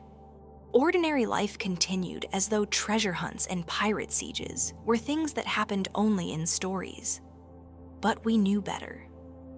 The treasure was transported quietly under guard. The gold weighed more than it had in the cave, heavier now with memory. Dividing it took days. Each man received his share. The squire spoke excitedly of investments and estates. The captain discussed repairs and future voyages. Ben Gunn, poor Ben Gunn, stared at his pile as if afraid it might vanish. He laughed once, then cried. Dr. Livesey arranged for him to be cared for properly. A quiet place, warm meals, a second chance at belonging. As for me, my share of the treasure sat in a small wooden chest at the foot of my bed. Gold coins, silver pieces, enough to live comfortably for many years. Yet some nights I would open the lid and simply stare at it. Not with greed, with disbelief. Because the treasure did not feel like the true prize. The true prize was something else. I had left the Admiral Benbow Inn a boy who dreamed of stories. I returned having lived one. Courage is not loud when it first appears. It feels like fear. It feels like doubt. It feels like wanting to run and choosing instead to stand. I learned that on the island, and I learned something else. Treasure changes men. Some grow greedy. Some grow wiser. Some, like Silver, simply grow more themselves. Months passed, life settled. Yet sometimes when the wind carried the scent of salt from the coast, I would remember the clearing, the empty chest, the hidden cave. And I would wonder, did Silver reach another shore? Did he buy himself a new name, a new life? Or is he somewhere still, leaning on that crutch, telling stories in a dim tavern, smiling that careful smile? The world is wide, and men like him know how to disappear into it. One evening, long after our return, I walked alone along the shoreline near home. The sun dipped low, painting the water gold. For a moment, I imagined another ship on the horizon, another voyage, another map. But the thought did not stir the same hunger in me. Adventure is a powerful thing, but survival is wiser. The sea continued its endless rhythm, waves in, waves out, as though nothing had happened. Perhaps that is the sea's greatest lesson. It remembers everything and reveals nothing. I turned back toward the lights of home. The island was behind me now, the treasure secured, the story complete.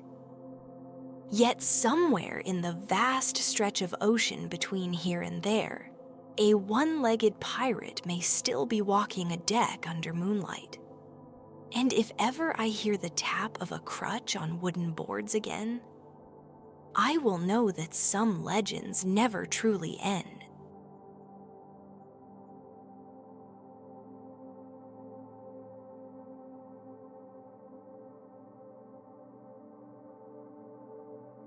The treasure was home at last, but not everyone returned unchanged. The voyage back to England felt shorter than the journey out. Perhaps because we no longer sailed toward danger, or perhaps because each of us carried something heavier than gold. The Hispaniola moved steadily through calm waters. The wind stayed kind. The sky remained clear. It was as if the sea, satisfied with its game, had decided to let us pass without one final storm. No one complained. We had seen enough storms already. The treasure lay secured in the hold below deck. Barrels of coins, bundles of silver, sacks of jewels, wealth enough to change the lives of every man aboard. Yet the presence of the gold did not bring celebration. It brought reflection.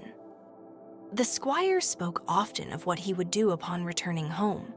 Estates repaired, land purchased, debts cleared. He seemed almost relieved that the adventure was over, as though excitement were something best enjoyed only once. Dr. Livesey remained as calm as ever. He checked on each of us daily, more out of habit than necessity.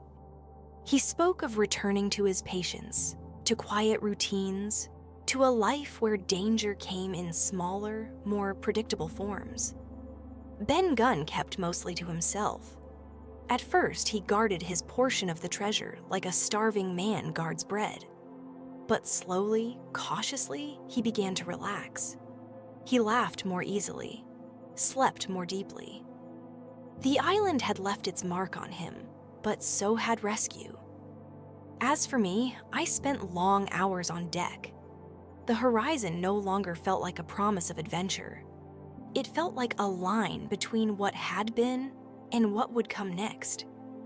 I thought often about the island, about the empty chest, about the cave, about the man who had vanished into the morning with a small share of gold and a careful smile. Long John Silver. No one spoke of him openly, but he remained present in our thoughts. A ghost not of death, but of possibility.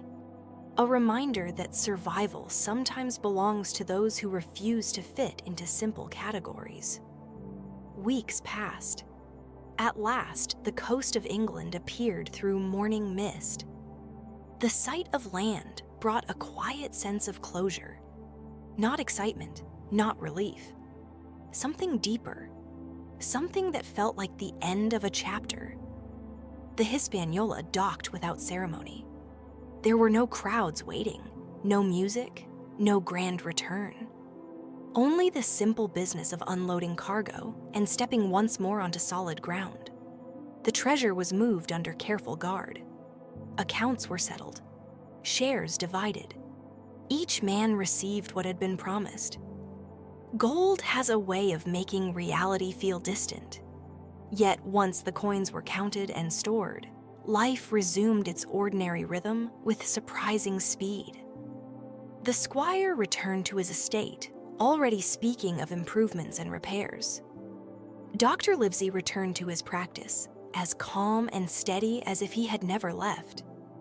Ben Gunn found lodging and, with guidance, began to build a life that did not revolve around survival alone.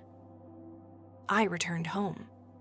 The Admiral Benbow Inn looked smaller than I remembered. The cliffs seemed less imposing. The sea, though still vast, no longer felt mysterious in the same way. Adventure changes perspective. My share of the treasure sat in a wooden chest near my bed. Enough to live comfortably, enough to avoid the hardships that had shaped my earlier life. Yet sometimes, late at night, I would open that chest and look at the coins without touching them. They did not feel like the true reward. The true reward was something harder to measure. I had faced fear and continued forward. I had seen greed and learned caution. I had met a man who lived by wit alone and understood that the world is rarely divided into simple lines of good and evil. Weeks turned into months. Life settled, but not entirely. One evening, as I walked along the shoreline near home, I heard the distant call of gulls and the steady rhythm of waves, the same sounds that had once signaled the beginning of everything. I stood there for a long time, watching the horizon. No ships approached, no storms gathered, only open water stretched outward. And yet, I felt something stir inside me. Not a desire to return to the island, not a hunger for gold, but an understanding. Some journeys end with treasure, others end with change. We had brought home the gold, but we had also brought home the memory of who we had been and who we had become. The island would remain where it always had, quiet, hidden, waiting for the next story to find it. As for me, I carried it in a different way. Not as a place, but as a chapter. And like all chapters, it had reached its final pages. Still, sometimes, when the wind moves just right and the sea smells of distant storms, I wonder, is Long John Silver somewhere out there still? Walking a dock in some far-off port? Spinning tales in a dim tavern, smiling that careful smile? Perhaps. The world is wide, and men like him rarely stop moving. I turned from the shore and walked back toward the lights of home. The adventure had ended, but its echoes would remain, quiet as the tide, steady as the horizon, and lasting far longer than gold. The treasure was divided, but what each of them carried home was far more than gold. Time has a quiet way of closing chapters. Weeks turned into months after our return. The gold had been counted, divided, and secured. Each of us stepped back into ordinary life as if we had only been away on a long, strange dream. Yet nothing felt entirely ordinary anymore. The squire threw himself into work with renewed energy. Repairs to his estate began immediately. Workers came and went. Land was bought. Debts settled. He spoke often of future stability, as though the wildness of the voyage had convinced him that comfort was something to build carefully, not take for granted. Dr. Livesey resumed his medical rounds without fanfare. Patients greeted him with relief. To them, he had simply returned from a journey. They saw only the calm, steady doctor. They did not see the man who had walked through jungle under fire, who had faced down mutiny and lived to speak of it only in private. Ben Gunn struggled the most. For years he had lived alone, surviving day to day, thinking only of food and safety. Now he possessed more wealth than he had ever imagined. At first, he spent carelessly, small comforts, new clothes, warm meals. Then, slowly, he settled. With guidance and patience, he began to find a rhythm in ordinary life. It did not come easily, but it came. As for me, I found that quiet moments carried the loudest echoes. I returned to the inn, to familiar walls and familiar paths. The cliffs still overlooked the sea. The wind still carried the scent of salt and distant storms. Yet I no longer felt like the boy who had once stood there dreaming of faraway places. I had seen those places, and I had learned something about them. Adventure, I realized, is not made only of danger and excitement. It is made of choices, of courage in moments when fear feels overwhelming, of standing still when running would be easier. The treasure I kept in a small chest did not change my life as much as I expected. It made things easier, certainly, but it did not fill my thoughts. What filled my thoughts were memories. The sound of waves against the hull, the crack of muskets in the trees, the strange calm of the hidden cave filled with gold, and the careful voice of a man who survived by wit alone. Long John Silver. Sometimes I wondered where he had gone, whether he had found a new port, a new name, a new story to tell. Men like him are not easily forgotten, and they are rarely caught. Perhaps that is their greatest skill.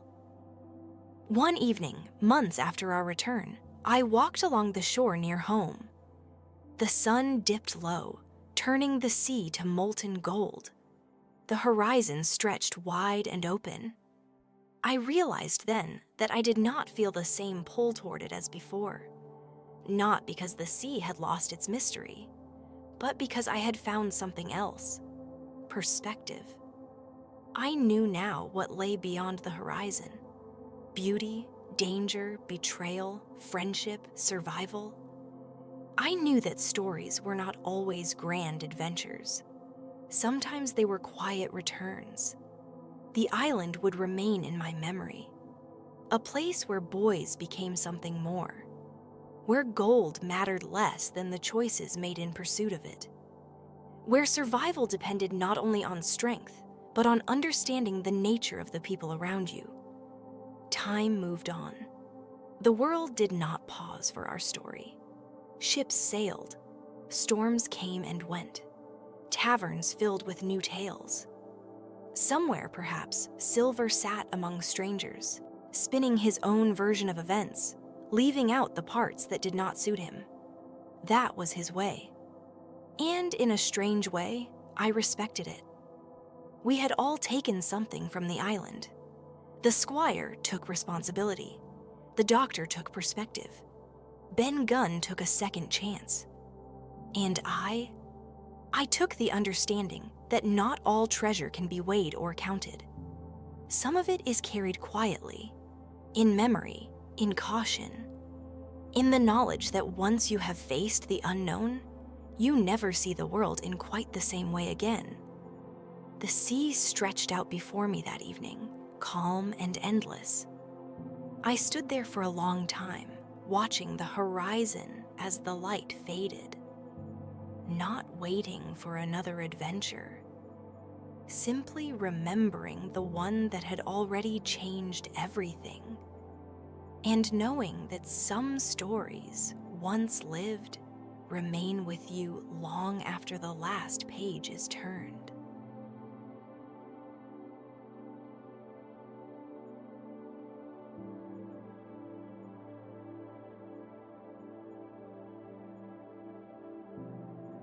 The island was far behind them, yet its story had only just begun to travel the world. Stories move faster than ships. Long before the last coin had settled into its final chest, whispers of our voyage began to spread.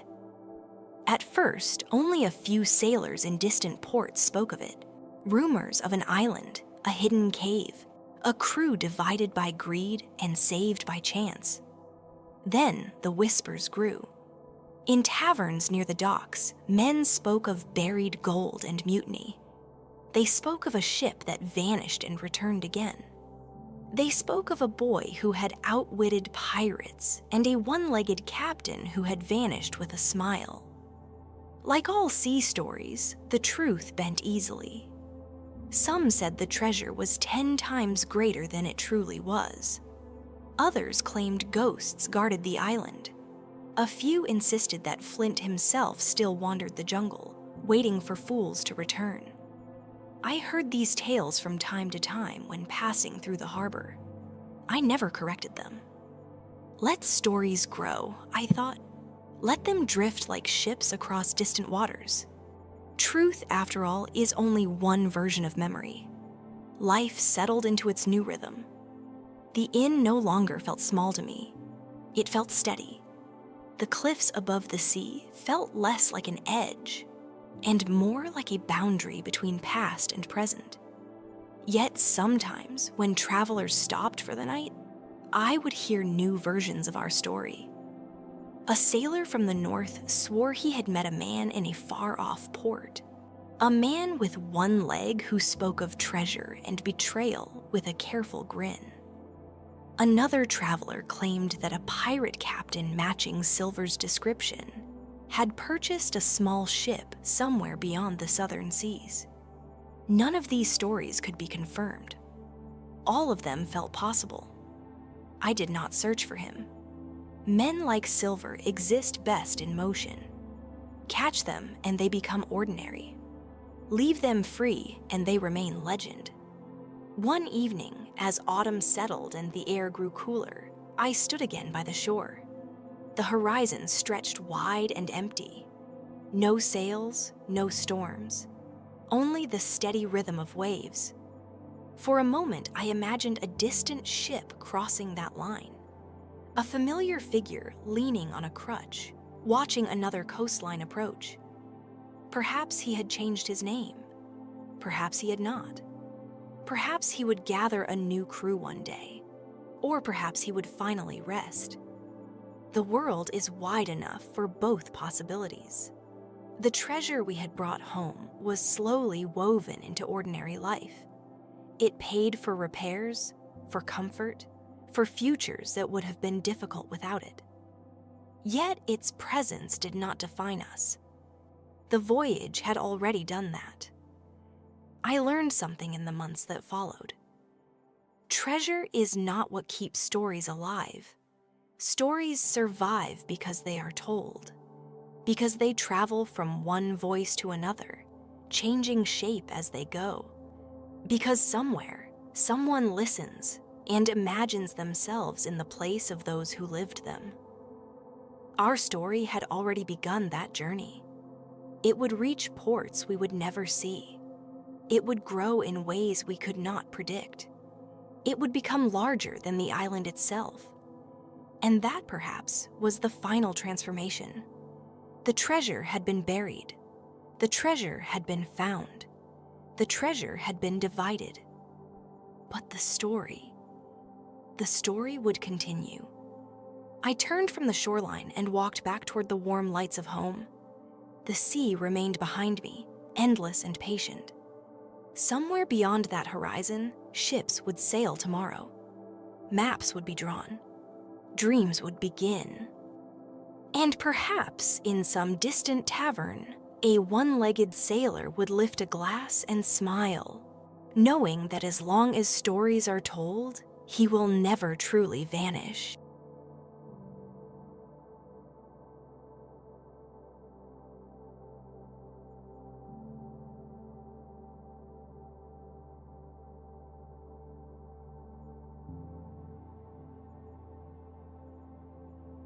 The gold was spent. The ship had sailed home. But some journeys never truly end. Years passed. Not many, yet enough for the sharp edges of memory to soften and the noise of adventure to settle into something quieter. The treasure we brought back changed our lives in ways that were both obvious and subtle. Debts were cleared, homes repaired, futures secured. But the greatest change was harder to see. It lived in the spaces between ordinary days. I remained near the sea.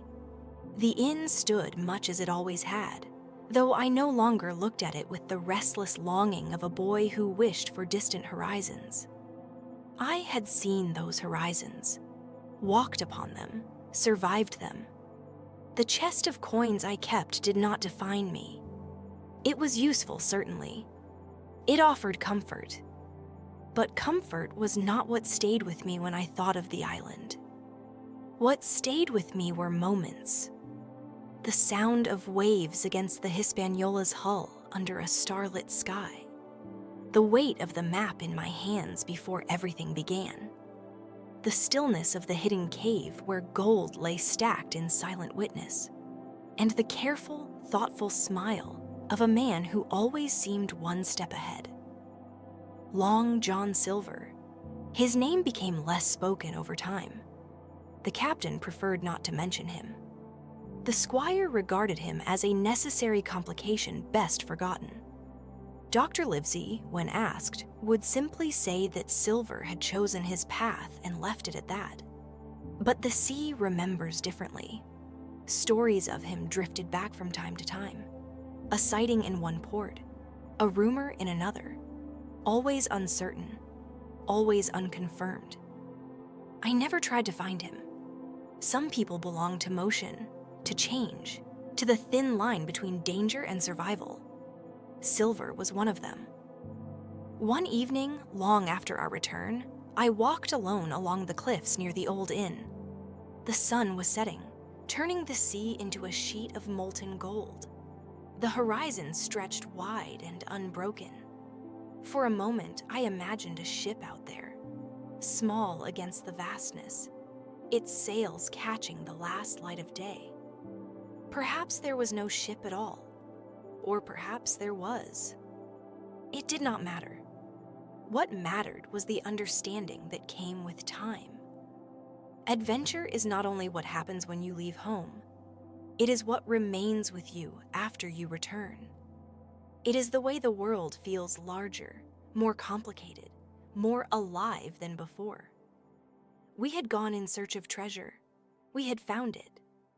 But we had also found something else. Courage tested in quiet moments. Friendship formed under pressure. The knowledge that survival sometimes requires choices that are not simple or clean. The island still exists somewhere across the sea. Hidden, quiet, waiting for the next story to brush against its shores.